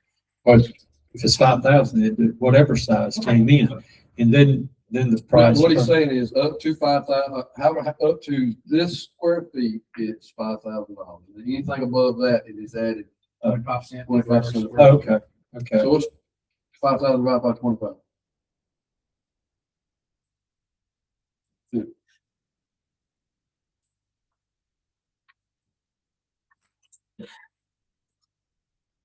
$20,000. That's what this is. So we're charging 5,000 for anything up to 20,000 square feet. 20,000. That's pretty doggone small, but that's the base. That's small as it gets. Another 20,000 is gonna be 5,000. That's gonna be steep. That's gonna be steep. Yeah. Because once you get up to 100,000, 40,000 square feet. yeah, once you get up to 100,000 square feet, you done got. We don't want you to come. You had about $24,000. Yeah, That's another way to say don't come. that's right. I think we should just do 10,000.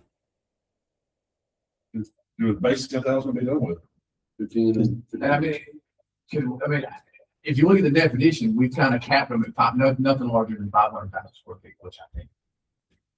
I mean, that's the way. I know it's 10,000. Can it be such that it's conditioned? That's a little open-ended where if we run into a situation where it's a huge mega thing.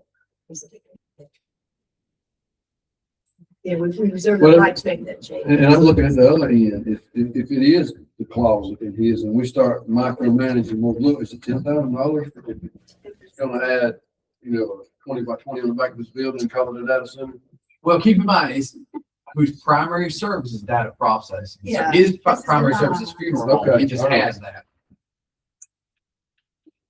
We have data centers defined in this ordinance. Yeah.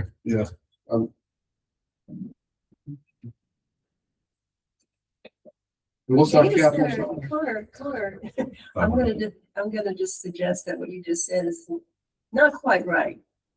Because data is data. Not If he according to our has a ordinance. server, Our ordinance says different. And that's If what the I'm saying. order, if the definition of our ordinance is primary businesses. and funeral homes are. So does that give them a way out? The Primary primary service, service data is processing data or data processing storage. and storage. A funeral home's primary service is not data processing and storage. Yeah. That's Got a way around this thing. I got a big old cow pasture. and I put one data center in. My primary business is beef. I just got a data center to supplement. Keep number 10. I mean, come Not on. structure. You're not gonna ask for a permit, you're just gonna put it up. Yeah, and then when you come say, you can't do that, I say, yes, I can. I'm a farmer. I'm just doing beef. I just got this. It's a hay barn and a data center. What's the difference? You're gonna pay $10,000. Okay, what's next? I think basically $10,000 is just, Let's let's try. be done. Let's Be try. done with it. We're beating We are. I'm just, it. Right now. yeah. Okay. What's next? All right, community meetings. Is everybody good with requiring them to have one scheduled community meeting? Put in the paper 1 week in advance of the meeting? Is that good with y'all? It's fine with me. Is that what we did with the solar? Yes. All right, building designs. Everybody good with that? Where are you? See, on page 3, we're in our ordinance. Yeah, we're not. Sorry, you need to- Okay, I you want- got it? That's okay. Since that came up, we want to change the definition to better match on page 3 of Crawford County. It gives a little bit more detail of what a data center is. You mean Which one are you talking definitions? about? Yes. So we're going back. The second paragraph? Second paragraph, data center.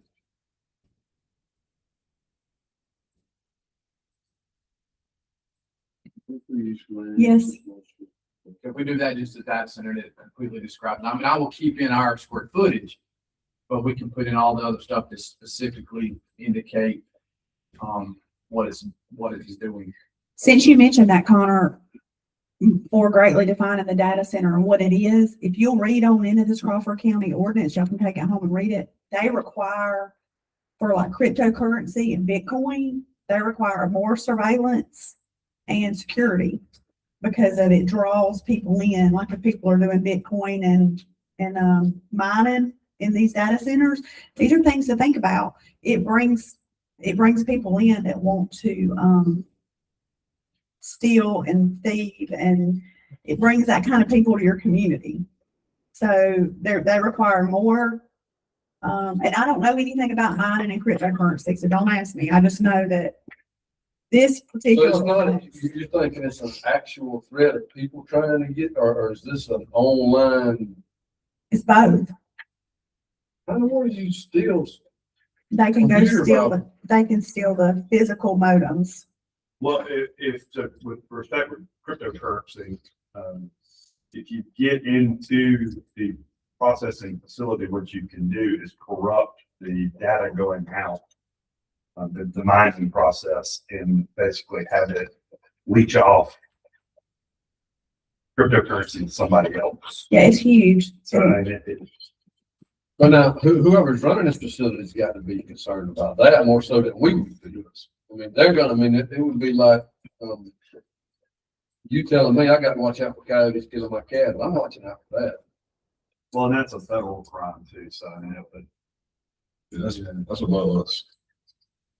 but I mean, Just I something to think think there about. is a risk of vandalism and things like There that. is. You will have some increased law enforcement risk. A large amount of copper in these things. Take it that way, but And we're requiring a fence, right? yeah. Right. This is kind of like the Trust your neighbors. prison up at Chester where they're taking drones and dropping stuff in there. Yeah. Nothing's Not to apples say. and apples, but yeah, I mean, you know, it's gonna be a target for potential criminal activity. Possible, they'll have That's their problem. not But I would ours. say this, to the fairness point, if, you know, if Connor and I opened a 500,000 square foot manufacturing plant that was making widgets, the same possibility of somebody coming, if me and Connor open an academy distribution center, we have the same sort of, you know, potential drawbacks there. Yeah, and it's, Businesses will have their own security. and it's not, it's just mostly your problem. But I mean, mean, when it's it's gonna cost criminal, you. it's still, you know, there's a burden put on y'all. So, Yeah, but but if these things were here, that massive influx of tax dollars would more than pay for anything than that. If we got one that big here, then the tax money that's coming in would well more, even the academy. Yeah. The tax generated money would more than cover any cost that would take to help them with their law enforcement. it's just like Walmart, you know, Walmart more than pays for the theft that occurred at Walmart. I don't know what the statistics are on how It's way more. at Walmart, that city of Eastern jurisdiction. You know, I don't know what the caseload looks like, but I am sure that the tax dollars generated by Walmart exceeds whatever the cost of. So that's a non-issue. And if they're here, they're paying for themselves. What's next? Ideally. Do we say that it was okay for Connor to include this definition? Y'all are good with that? That's what, Okay, I perfect. think that's good. Community building design, is everybody good with that? The way it's listed? I'm talking about on our ordinance. Yeah. You have a copy? That's okay. I read it in the past.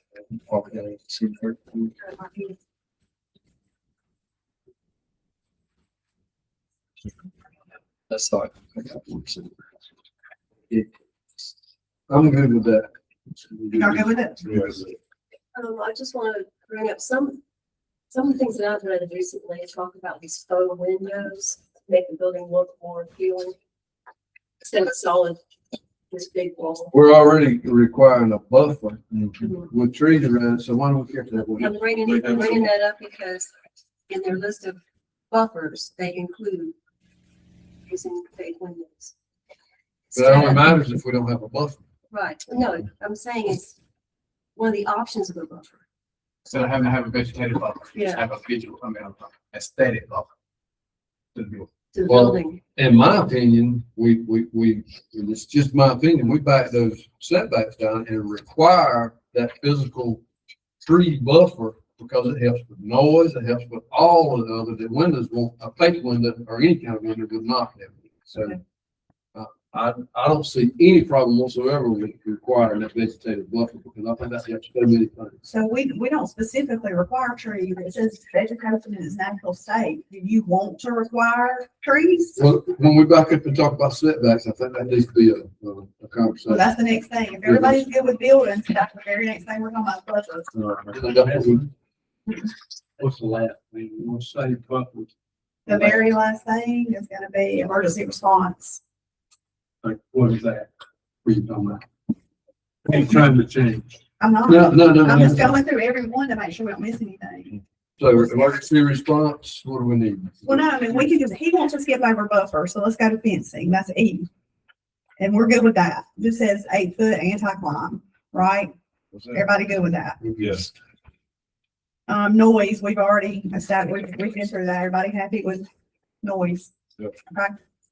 Construction traffic, good with that? Okay. Site lighting on H.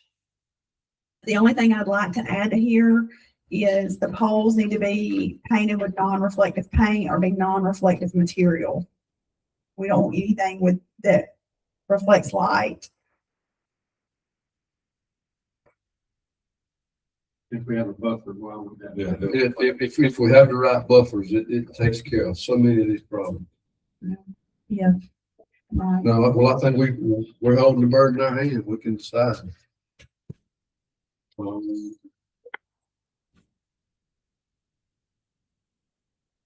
0. I don't have a problem with H.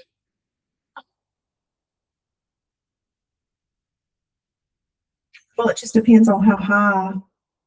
It says here, no more, shall not exceed 20 feet above the finished grade. Then we need to require a buffer that grows at least 20 foot high, and then that is a moot point. Okay. So if we want to add,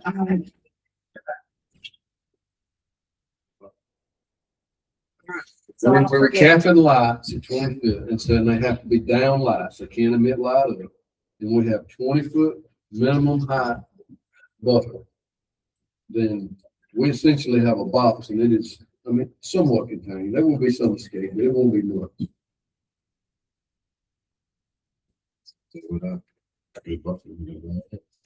Okay, equipment generator and substation enclosures and screening, we're good with that. And the buffer will take care of that problem as well if. But I don't see any reason not to do it because that's gonna help you just saying. Okay, J is cooling and ventilation. Perfect. Everybody go with that? Yes. K, environmental impact analysis. I think y'all are all good with that. Yes, We've we are. already talked about that. Utilities.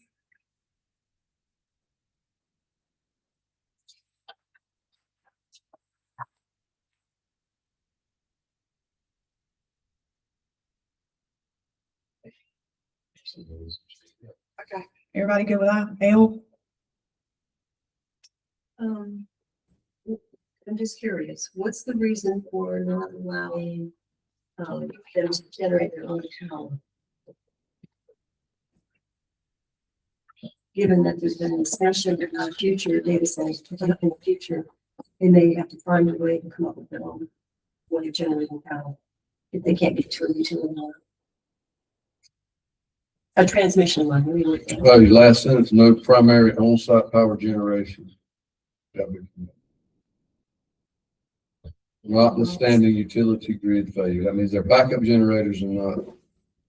Let's say somebody wants to build a data center somewhere and it's not real close to a transmission line. And But they they just have want to a way in generate which their they- own power. Right. And as long as they meet our sound qualifications and pollution qualifications, why is that a problem? Is that what you're asking? Yes. Good question.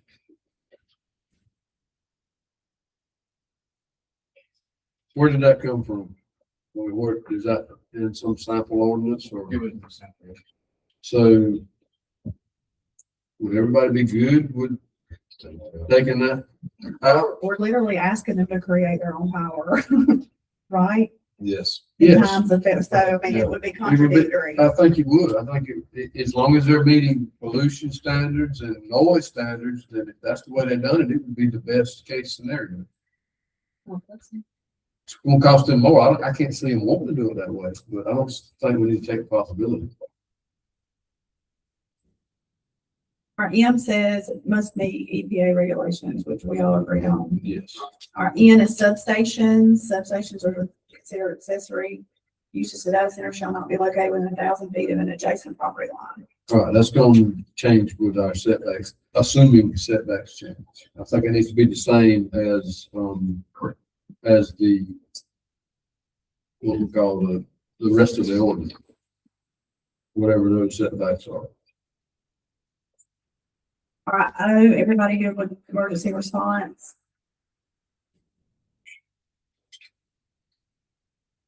That's the same, they gotta train more. Once a year and they have to cover the cost. Yeah. So Yes. one of the issues that you're going to be looking at is suppression capabilities. If we're talking in a rural area, not having it, what are we doing as far as requiring a suppression system on site? Because yes, you're looking at probably a non-combustible or limited combustible construction type. You should have some sort of extinguishing agent in these computer and these server rooms. That's a clean agent. That's a specialized system. However, if you have, you're generating your emergency power generation, that's a fire risk. If you have offices, That's a fire risk, anything else that's stored on site. So now you have that need for a suppression system, stored water, fire pump, hydrant. Because the fleet that we have, while that works in a majority of your current residential and commercial, will not be even close to sufficient for something like that. The National Fire Flow formula is a length times width divided by 3 calculation for water. If you look at 500,000 square foot, if it were a true 500,000 square foot, not these systems put in, that's 166,000 gallons. All right, so if we put something in there to the effect, and I want you to help me with this, Yes, sir. that any increase in capacity, that is required to, service fire suppression in these buildings should be, developed within the site plan and, paid for by the data center. That would need some sort of stored water on site to help meet those fire flows. I remember when they did what's called the rubber tire plant there in Milan, they had to put, there was a couple of options, but what they chose was to put a retention pond out back that could be pumped out of for that particular building. And that was required by fire code. That was not even something that, And if you look at Monty, you know, they've got a storage, water storage tank out so there. some of this is gonna be required by the fire marshal. And that's gonna be. So we just need to state- make sure that we put it in here that any, upgrades to the fire, safety system needs to be included on site and, And needs to be. Included in their relevant to site plan. The state fire, the, life safety code and, fire code, because we do not have a local ordinance for inspections and fire code. So things, i.e. like schools, daycares, assisted living facilities, those revert back to the state because of life safety code, but we don't have the ability locally to do that. I'm sure this has been done somewhere before. Can you two work on that paragraph? Because I don't think we know enough today to make. I agree. That's, I didn't know as far as to the depth of what has been going on with this specifically. So it's something I don't want to lose out and skip over. I'll give you a case in point. Putnam County in Florida, they had an influx of Dollar General, in the rural area where you did not have, hydrant areas. So they required them to put 30,000 gallons of stored water on site for fire suppression. Because ISO does not start to give you credit until 30,000 gallons. So there's that particular piece as well. Question for you, before I'm interrupting you. If we do this right, can we have access to the stored water to actually help the surrounding area more so than just the data center? Should be able to. We need to make sure we put it in there that we've got access to that water storage, so it helps the ISO rating of the surrounding county. It's not gonna hurt the data center whatsoever, but it will help residents and stuff. This would be one point that'll help. Because it would be used in an emergency setting versus a continuous, like peak use of supplying your residential supply. So it would be for an emergency. And that's another one of those things you mentioned, a retention pond and the fire pump. That's great as far as daily operations. But when you get into, now you have to have a 50-year drought study if it's in kind of retention pond, if it's versus a stored water that has a refill, an automatic refill. So these are some things that I'm working through as well, but that's a point that, because there's not to my knowledge, an ordinance requiring stored water on site, something like this, of this magnitude, there will need to be some sort of fire suppression system view requirement to overcome that. But now, you say 500,000, it may not be a true, because some of that already has those clean systems that servers, but you're still talking offices and things like that are up standard construction such as this room and furnished such as this room. Just a quick thought. So could it be as simple as just requiring them to prove that they have a self-contained fire suppression plan for their entire site. Is that simple enough? Something to work through that, and that, whatever means, whether it's the agent, or whether it's, storm water, fire pump, on-site, sprinkler system. And that's what I figured. I figured they would have a water storage tank with it. It's gonna be required by their insurance carrier, I know, but we just need to put it in our ordinance that they have to show us their plan for a self-contained fire suppression system to cover the entire site. Because the reality is, based upon those requirements, based upon the security protocols and things that you would expect for a facility like this, by the time you get there, you have access to the interior, the damages, but we're way past that. So that's where a sprinkler system or suppression system interior would limit that and should in theory slow the progress or put fire out, thereby limiting the amount of actual response needs. Yes. Let's see if we put that one sentence, okay, just show us the plan, fire Yeah, suppression fire plan for the suppression entire site. Yeah. Shall be submitted. We can review it before we, approve it, so, yeah. And then he would need to be in on that. Yeah. Part of the approval. Yeah, fire suppression system plan shall be submitted to you, be directed for approval. Yes. Okay. Like it. Thank you. Okay. Yeah, what's next? Setbacks and buffers. Okay. That's it. And we're done with this. All right, what's the board's pleasure? I think we move back to one. But if we do that, we need to require at least a 20-foot high buffer that's going to be 100 feet thick. Once you do that, that helps so much with sound, that helps with your light pollution. I think that's the big deal. If you done those two things, we will eliminate so many problems. I want to leave it at 1,000, and I do want to still require the vegetation buffer at 100 feet. However, if one hurricane comes through or one straight line wind, it could take that complete buffer out to the ground, along with the fencing and everything else, and then it would take years for it to grow back. We could have some more good for Good. Your neighbors complaining because you got too much life or something. I mean, it's up to the board. What's the board's pleasure? But my problem with 1,000 feet goes back to 200 acre feet of, I mean, the center point of my pivot would that 12 by 12 pad would throw this whole thing out of compliance. And that's sticking away in my opinion. And when we say, well, that's just right here, I mean, we're talking about one little building. That's anybody's problem. These things are located within city limits of places. If it's located, yeah. All right, so let me just ask this so we can get on with this. That once it want 1,000 feet, raise your hand. Okay, and then we had a suggestion of what going to the 200 like the solar. Who wants that? All right, there's 3 that want that. We'll go to that. What about the buffer? Well, excuse me, I didn't agree to that. You said 3. Must be you. Yes. Okay. I was just gonna ask, is it a problem with 500? Because we can discuss that. That's too much? Too much. Okay, 200 is fine. I would add the 100-foot by 20-foot tall buffer. And yes, there's potential that goes away just by,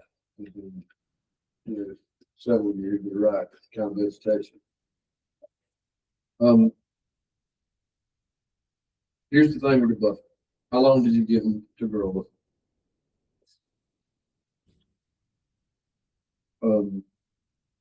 Our fence is 8 foot tall, right? Correct. We don't have any limitations on there is what, if you can see through this fence. They would have to have the slats and the privacy out there. If you require that, I think it needs to be required within 500 feet of any residence. But just going down the road, I don't know that that's. I mean, you said the buffer had to be 20 feet. The question is, okay, if you're building on a new site, how long is it gonna take for a buffer? Depends on what the break is. You know, if we require to have a 20-foot buffer, They're gonna have to They're plant gonna big trees. they're gonna have to bring in shrubs or something, legal cypress So or it's something. gonna take some time for that to fill. It's not reasonable to say on day one, it's gonna be 100 foot thick and 20 foot tall. Leave it up, leave some up there and just go ahead. Well, you're assuming that there's already trees. Yeah. So, well, what if it's not? Again, so it's a clear cut parcel. If it's clear cut or it was open in some way.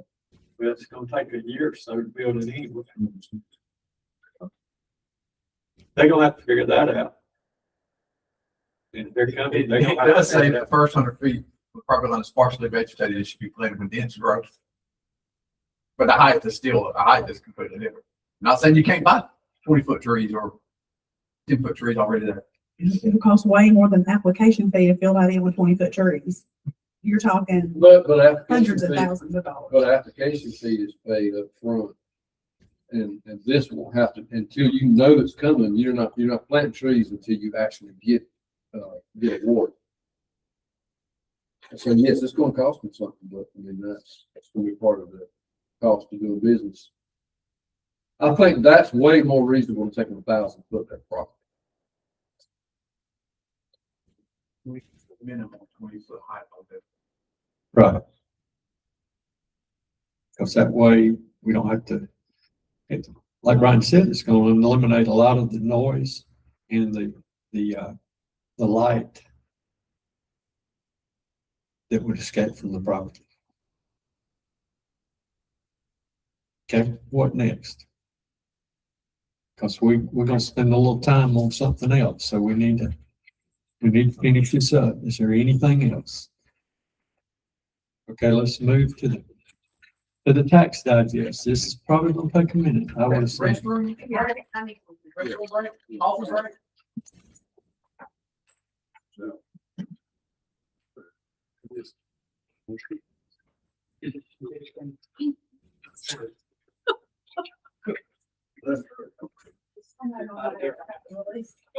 Yes. I got a big truck this weekend, so $10,000. So Just give me the 10 and you stay home.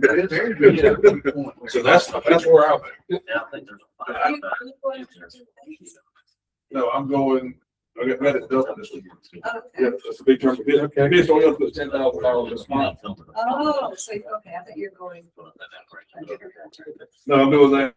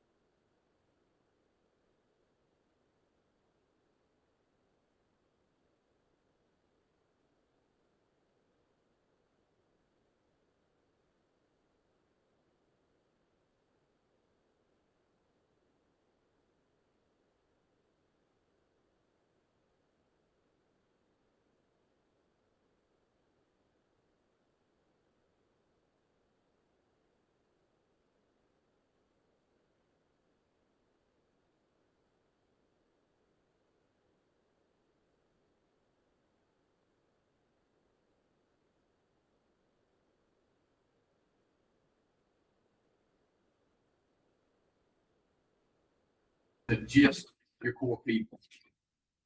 So we can just do a test of that and make sure everything works properly. Okay, we're all back. So you want to get started? Yes, sir. So I'm gonna talk just briefly about a few things, and we'll get into the stages. But y'all have heard me speak about Freeport, and you should have a piece in your packet looks like this. And what I wanted to do, I wanted to compare Dodge County's Freeport exemption. Currently, we're at 100% on tier 1, 2, and 3. And I wanted to compare that to the rest of the state to see if we were still, in good compliance. Because what this is given a tax exemption for unfinished goods. And the map you're looking at is from 2019. And at the time, to increase the attractiveness of your county for business, particularly manufacturing, this is something that's allowed and put out there. The one that stuck out to me on 2019 was Wilkinson County, but after talking with their county manager in November on their referendum is 100% Freeport exemption for 1 and 2. So they'll be right with us. So, and then on the next, the spreadsheets that look like this, kind of long spreadsheets, that is an updated list of what counties do Freeport exemptions for 2023 that ACCG sent me as well. So we are on par with that. And then right behind the map, you'll have just, this is what Freeport exemptions we extend in Dodge County. I did do a comparison with 100% for if we wanted to scale that exemption down to 70%, which means we would 30% of the value would be taxable, but it would only generate about an additional $110,000. So being in compliance with the other counties, it's kind of become a viewpoint, but I did speak about it and I wanted to provide y'all with information to why I probably will not pursue that.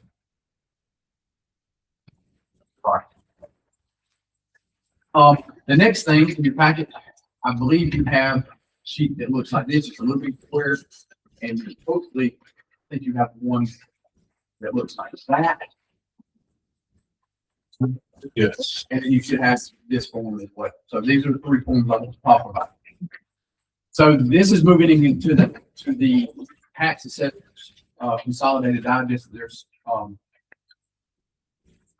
They're required to submit to us, and that's how we compare those, what the county's digest is, and we can come up with a mill rate. But the first sheet I want to talk about is inflationary gain sheet. Now, just to let you know, in speaking with this, so the appeals window closed Monday. This information that I have here is 2 weeks old, so I know it's not quite up to date. I have about a 75% confidence level in the information we're going to go over. But the inflationary growth at 40%, that's the kind of the sheet you want? I don't have that little bit of sheet either. I got the big one. Just, This one. right Yep, here. that's it. I don't have it. Is that an extra one? Or is that this good? You can have this Thank one. you. very much. I just don't you. You got that.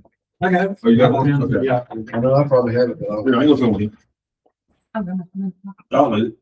On that little sheet. I am on the little sheet. So if you look at the growth, so if you look at the third column over, that's the inflationary growth at 40%. You will see that, and that 40% value is what we're going to use because that's the taxable value. That's $31,234,495. So I want you to keep that number in your head. That is what we've seen a rise in property values due to inflation. Okay. And then this sheet here, this is the consolidation values that she's seeing in lieu of a consolidation report, which I hope to be getting in the next week or so. But on page 2 of this sheet, and again, if you have any questions about what this stuff is, let me know, and I'll be glad to talk about it. But on page 2, you'll see some yellow and a light blue highlight down there, but the light blue Ours is not colored. Ours is not colored. Oh, It's gray. is great. All right. So look at the gross taxable acres / value. you'll see there's $768,314,815. That is the gross value at this point in time of the digest. All right, if you'll look to the next page, should be an arrow. And that is the county. So what you're seeing on this spreadsheet is, you'll see right before the arrow, there's a 191,225,099. That is the value of all the exemptions in the county. That includes your S1s all the way down to SV. So homesteads, the different values of homesteads, whether it be CUVA, FLIPA, and all that stuff. Okay. So if you subtract that big number, that 768 million minus the 191 million, then you come up with our net digest of 577,089. Now, here's why my confidence level in these numbers are skewed. Because if you scroll down to Eastman's net value of their digest is 753 million. There is no way that a city contained inside of the county would have a higher digest value than the county itself. There's no way. So that's why I do have a little skew there. All right. So what I have done in the meantime is you have this spreadsheet in it. Make sure yours says on the top 2026. I think included in there was a 2025. So it should say 26 up here at the top corner.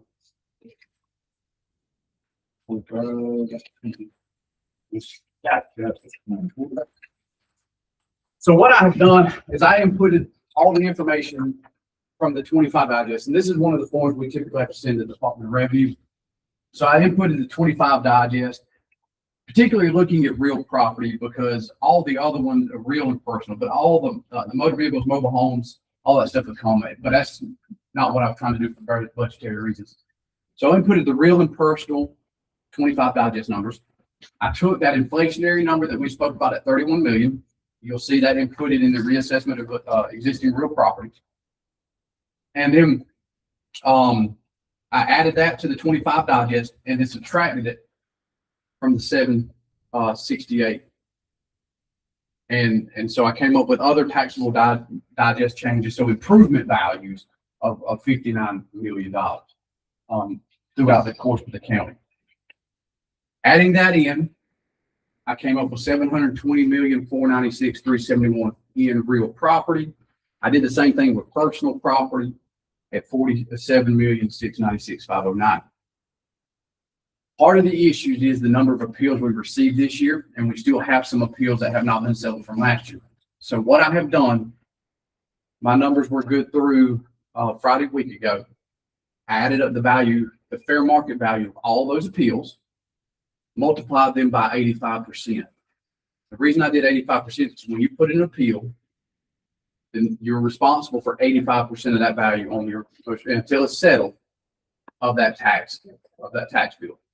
So what I'm trying to do is come up with a hard digest number using the 85% rule. And that's where I've come up. You'll see some fluctuation from the 768 to the 720, and that is what's happening here.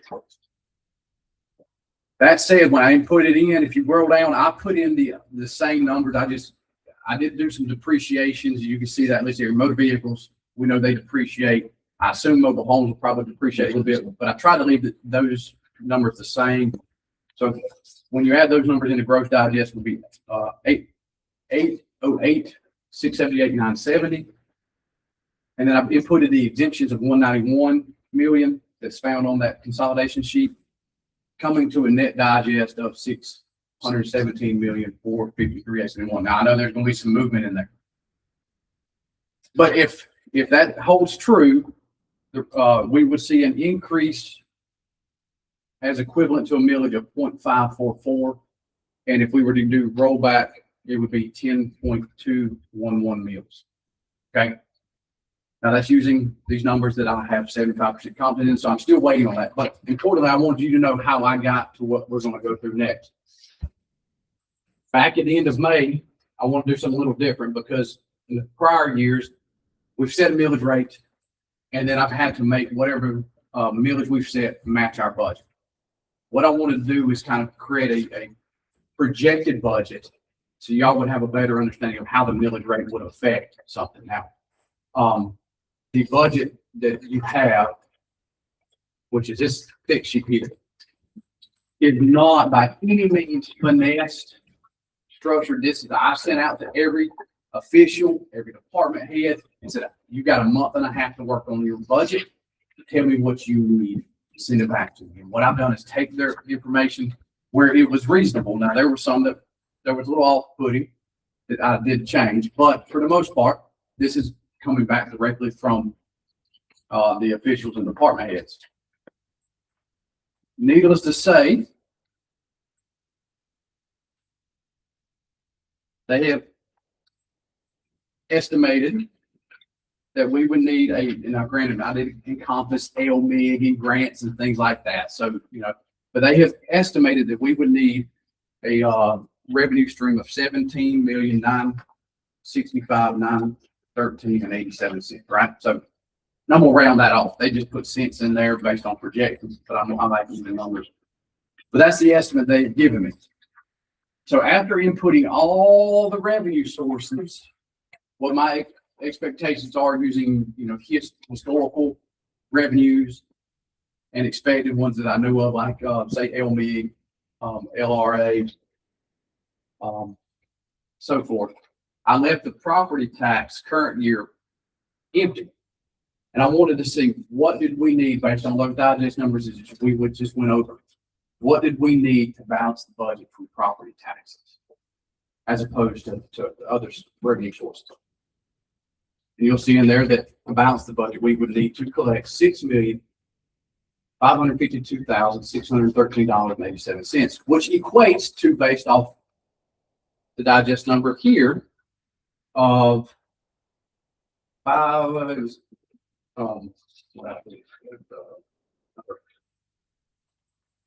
I'm sorry, there it is. 617,453. We would need 14 meals. And I know that ain't gonna happen. But I wanted you to see what the department heads and The wish list. that's a wish list. That's the wish That's list. exactly We what this see is. every year when we go through. That's exactly. Now, what makes that 14 meals? Because here's the thing, if we did that, I just told you I need $6.5 million. I just told you that the digest is 617. 10 meals of that would work, right? I mean, 10 meals is $6,170,000. Here's the problem. We're not at 100% collection. We're at 80% collection. So I'm not saying we won't ever get that extra 20% floating out there, but it may be 2 years from now. I can't spend that money now. If I don't get it in this fiscal year, I can't spend it. Well, we're getting last year's, right? That's correct. And it's accounted for. Yeah. Roughly we're getting about $1.4 million. All right, so, have you got a number? What does that put you on total collections? Because last year's bills are all paid, so all of that money that rolls forward. Well, last year not all paid, it's 3 years. So 3 years of full process. What I'm saying is, the money that comes in every year, how close does that get you to? So if you add 95? both of those together, we're about 95. 95, that's what I thought. That's the number we need to use because it happens every year. It does. It's going to keep happening. That's not going to change. And that's why, so this one's 80, this one's 15. So you've got your 95 accounted for. But what I'm doing is, because last year's is also at a different millage rate too. And so that's what we're trying to do. I can't separate, hey, this is what we're going to collect based off the millage rate. So and so that's why I know 14 won't work. But what I would, I'm curious to see how these numbers change from the digest. And the reason I want to give you this budget is I want y'all to review it and see if anything stands out to you that's just silly. And I'm going to do the same thing. Now, I've told every official department head that when we set the millage rate, what the plan is to do is to actually meet with them like we have around October and start finessing their budget to match the revenue streams. And then in November, we'll be presenting it to y'all. But my recommendation, so we're, this year we're at 10.755. If these numbers hold true, roughly at a 617 million digest, I'm gonna recommend 12 meals. And that's a 1.3 mil increase. And equate that to dollar wise, that's going to be roughly about $600,000, maybe $700,000 increase over last year. But if we're going to continue to offer the service, and here's why I'm suggesting that, because what we've seen is huge increase in fuel prices when it comes to motor graders to keep the roads going, when it comes to the ambulances on the road, including their transfers, And then also when it comes to fire department, I mean, the gallon of diesel's $5. Last year it was $3.50. So that has hurt us, tremendously. And of course, the sheriff has indicated to me that he's asking for increases in salaries because he's losing people. Now, that's debatable if it's all solely money. I disagree with some of it, but he has put in a request for some salary increases. When he compares it to other jurisdictions, we are typically on the lower end. And we're not having a problem attracting people, but we're having a problem retaining the ones. After their contracts are up, typically we do a 2-year contract if we send them to Landex school.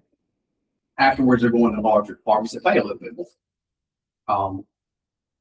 And I know this is not apple to apple, but just so you know, Lawrence County is their starting salary for a post-certified sheriff deputy is $60,000.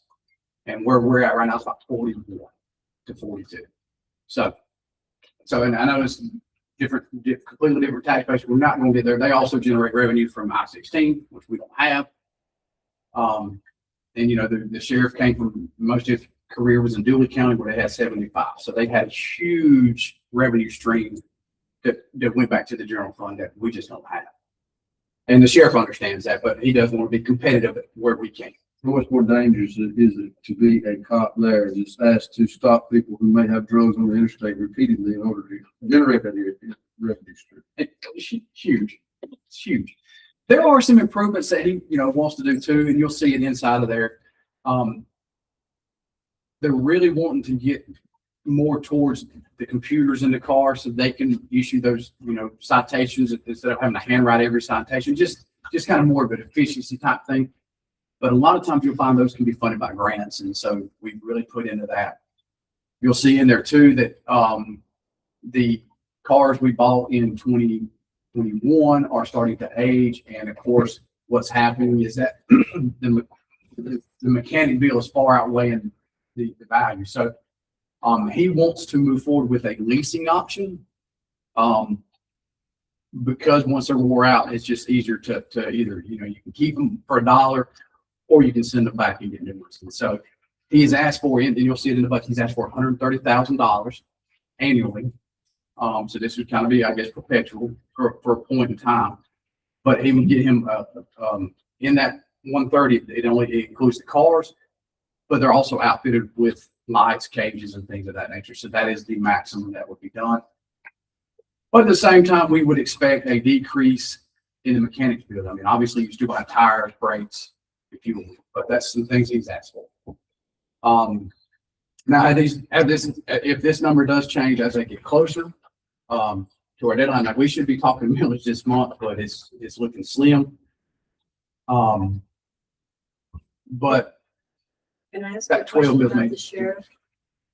So my understanding from years ago, there's the sheriff's budget and then there's jail. The two used to be separated out, but I think it's all put together now. I did Did he put have it any, in. did he have any, things that he's increasing the cost for related to the jail? Is the jail costing us more money? than Yes. it's only us?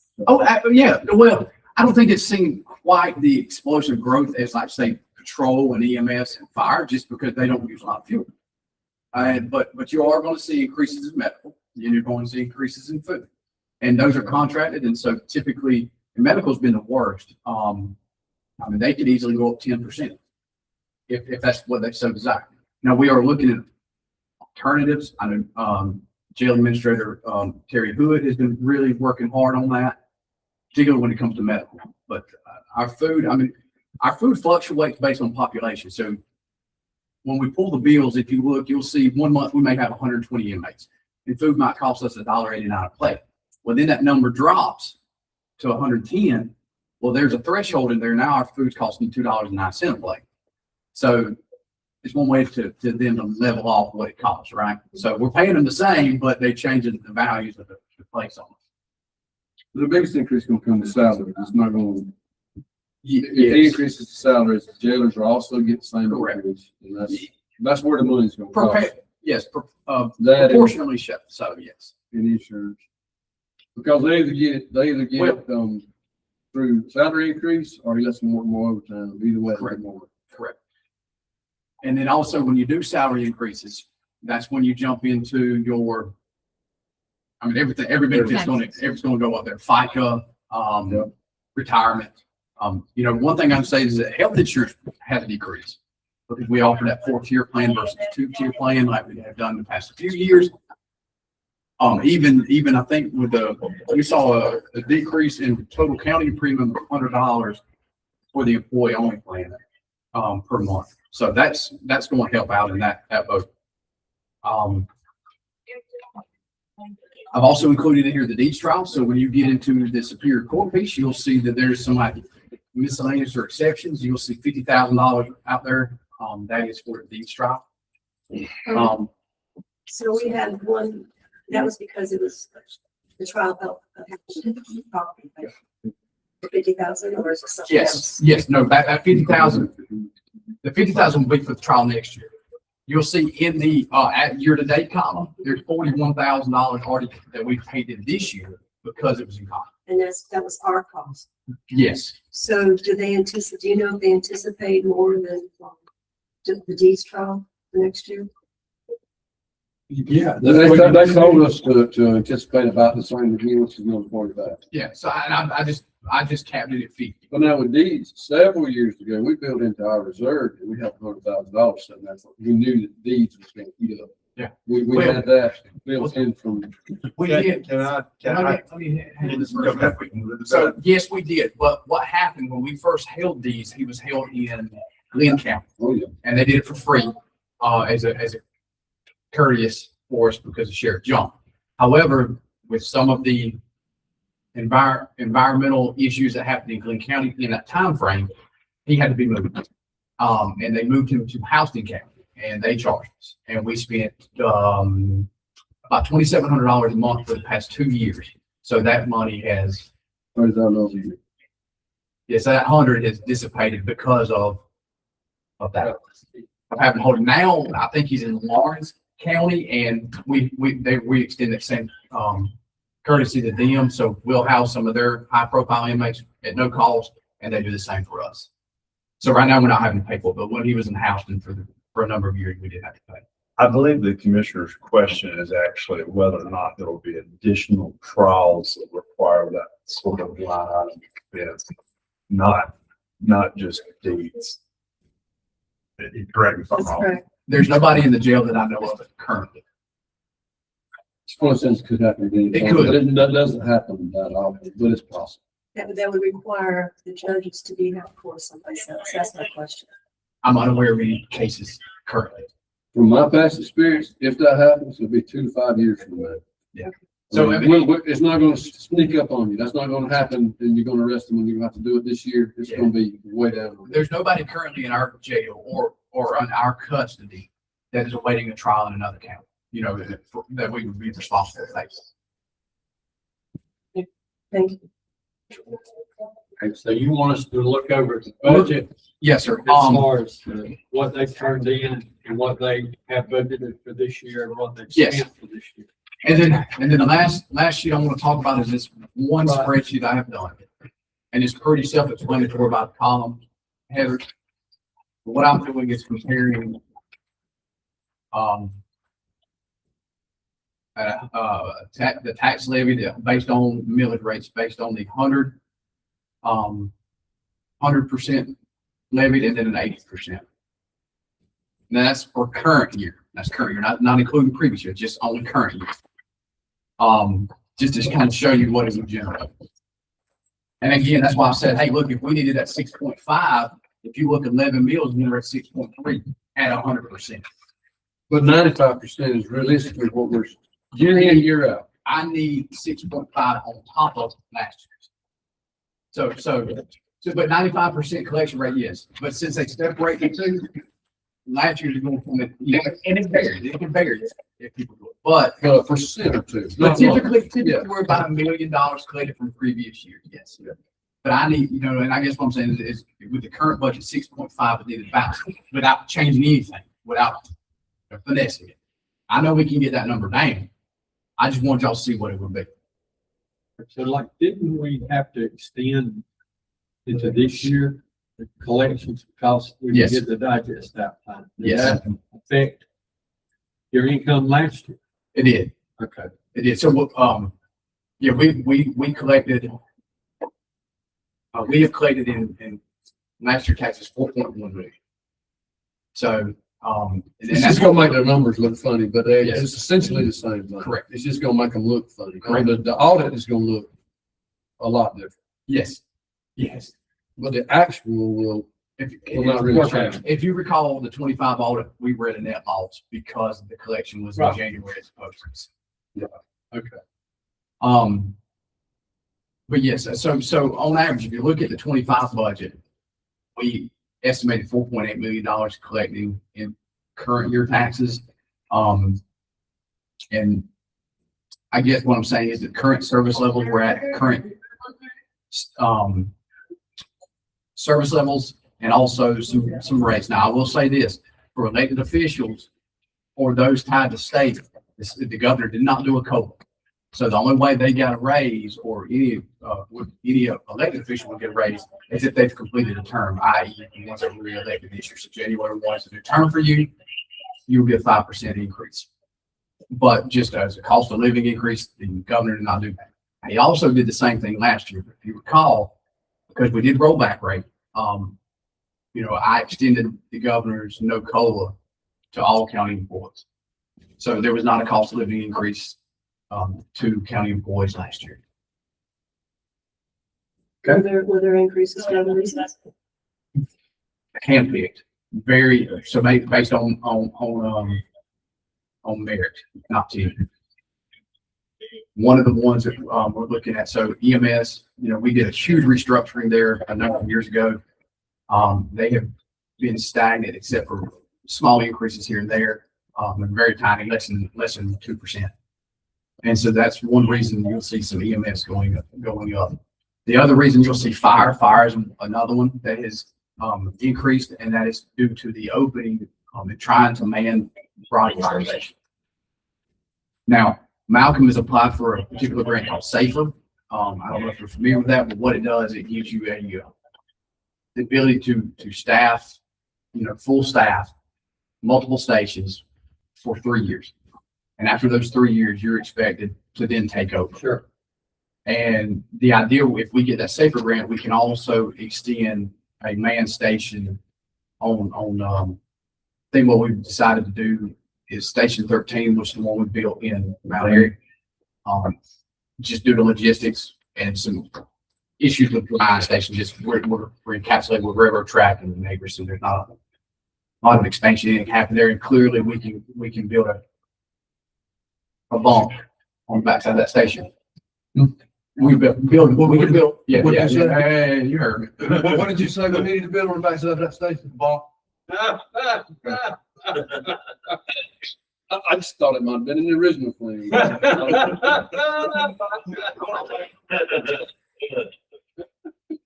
But ideally with that grant, and so this budget does not include that grant. We do get, we've applied for this before, but I think with and when we've applied in the past, we didn't have really good consolidated numbers now. So, I mean, Malcolm says he knows somebody, so we're going to try to pull some strings. But so that's why you'll see some increases there.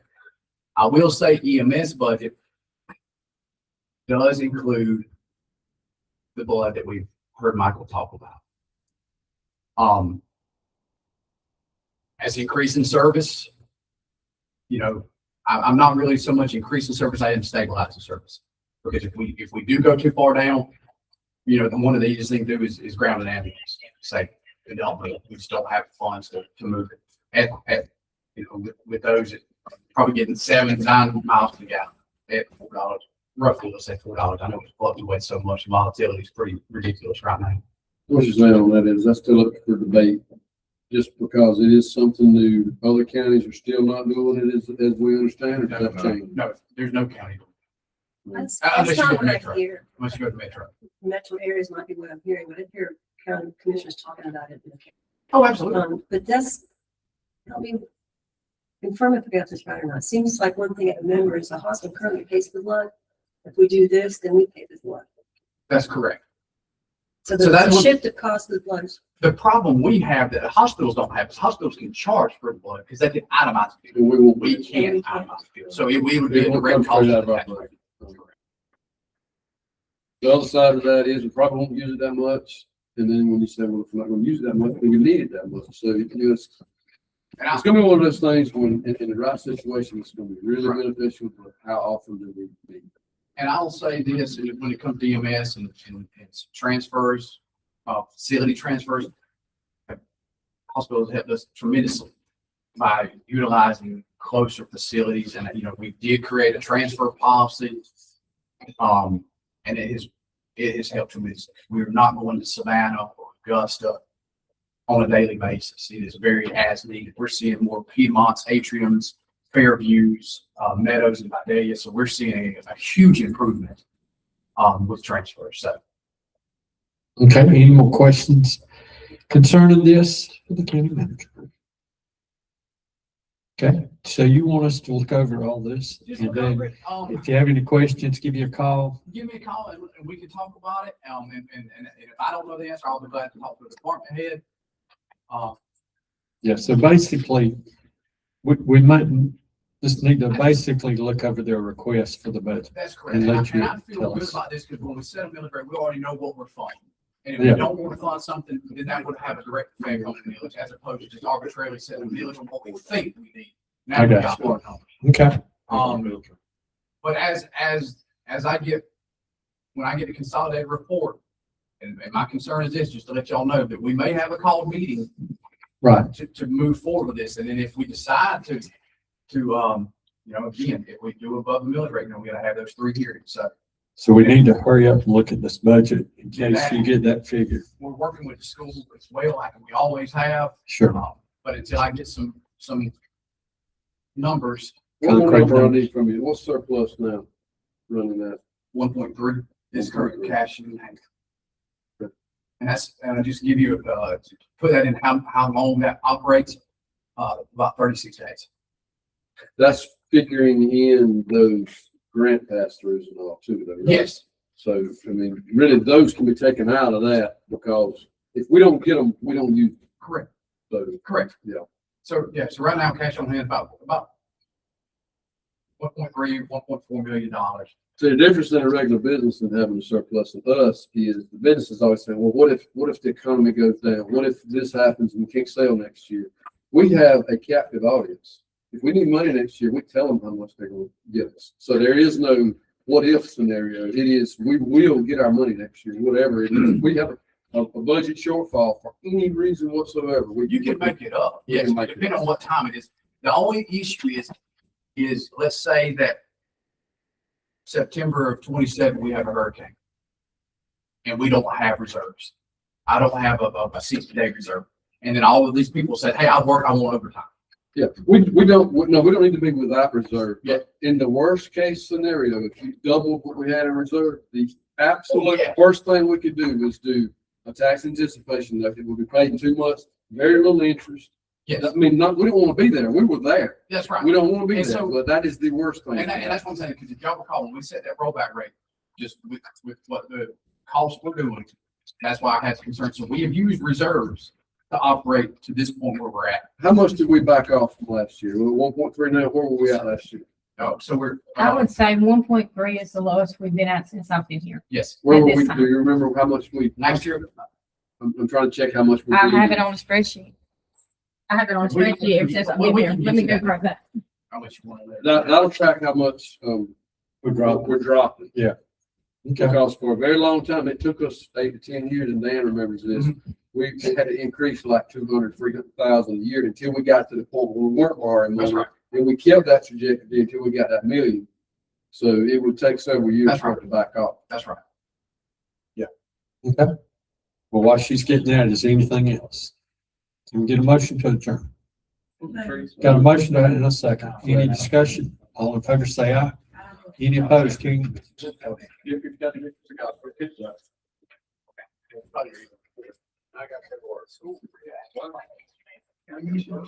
My wife, this comes. Now I understand why the man in charge. Yeah, I've been shocked. Right. That's gonna go real good, I can tell you. Hey, I got a picture the other day, one of the grandbabies on a ranger with some. Oh, yeah, did you hear that story? What was that? One of the grandbabies on the ranger with Andy Burrs and all them, once the son got drafted and all that. They cruising.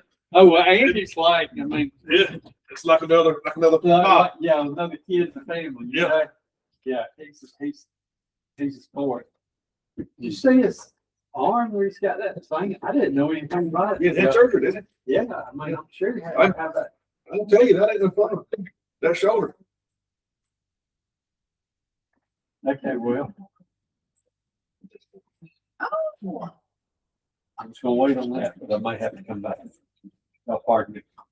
Okay. Y'all have a good day. That analysis. That would have to do a sample. No. Chancellor, did you see it? And then when you look at the other one, how do you make that work? That's what bothered me. You're. City Aiksman more than. That's the numbers I was provided by, from the tax assessor when I inquired. That's what I went over Monday. I inquired that. And that's why I want to say what I said. That just. Can we stop? Yeah.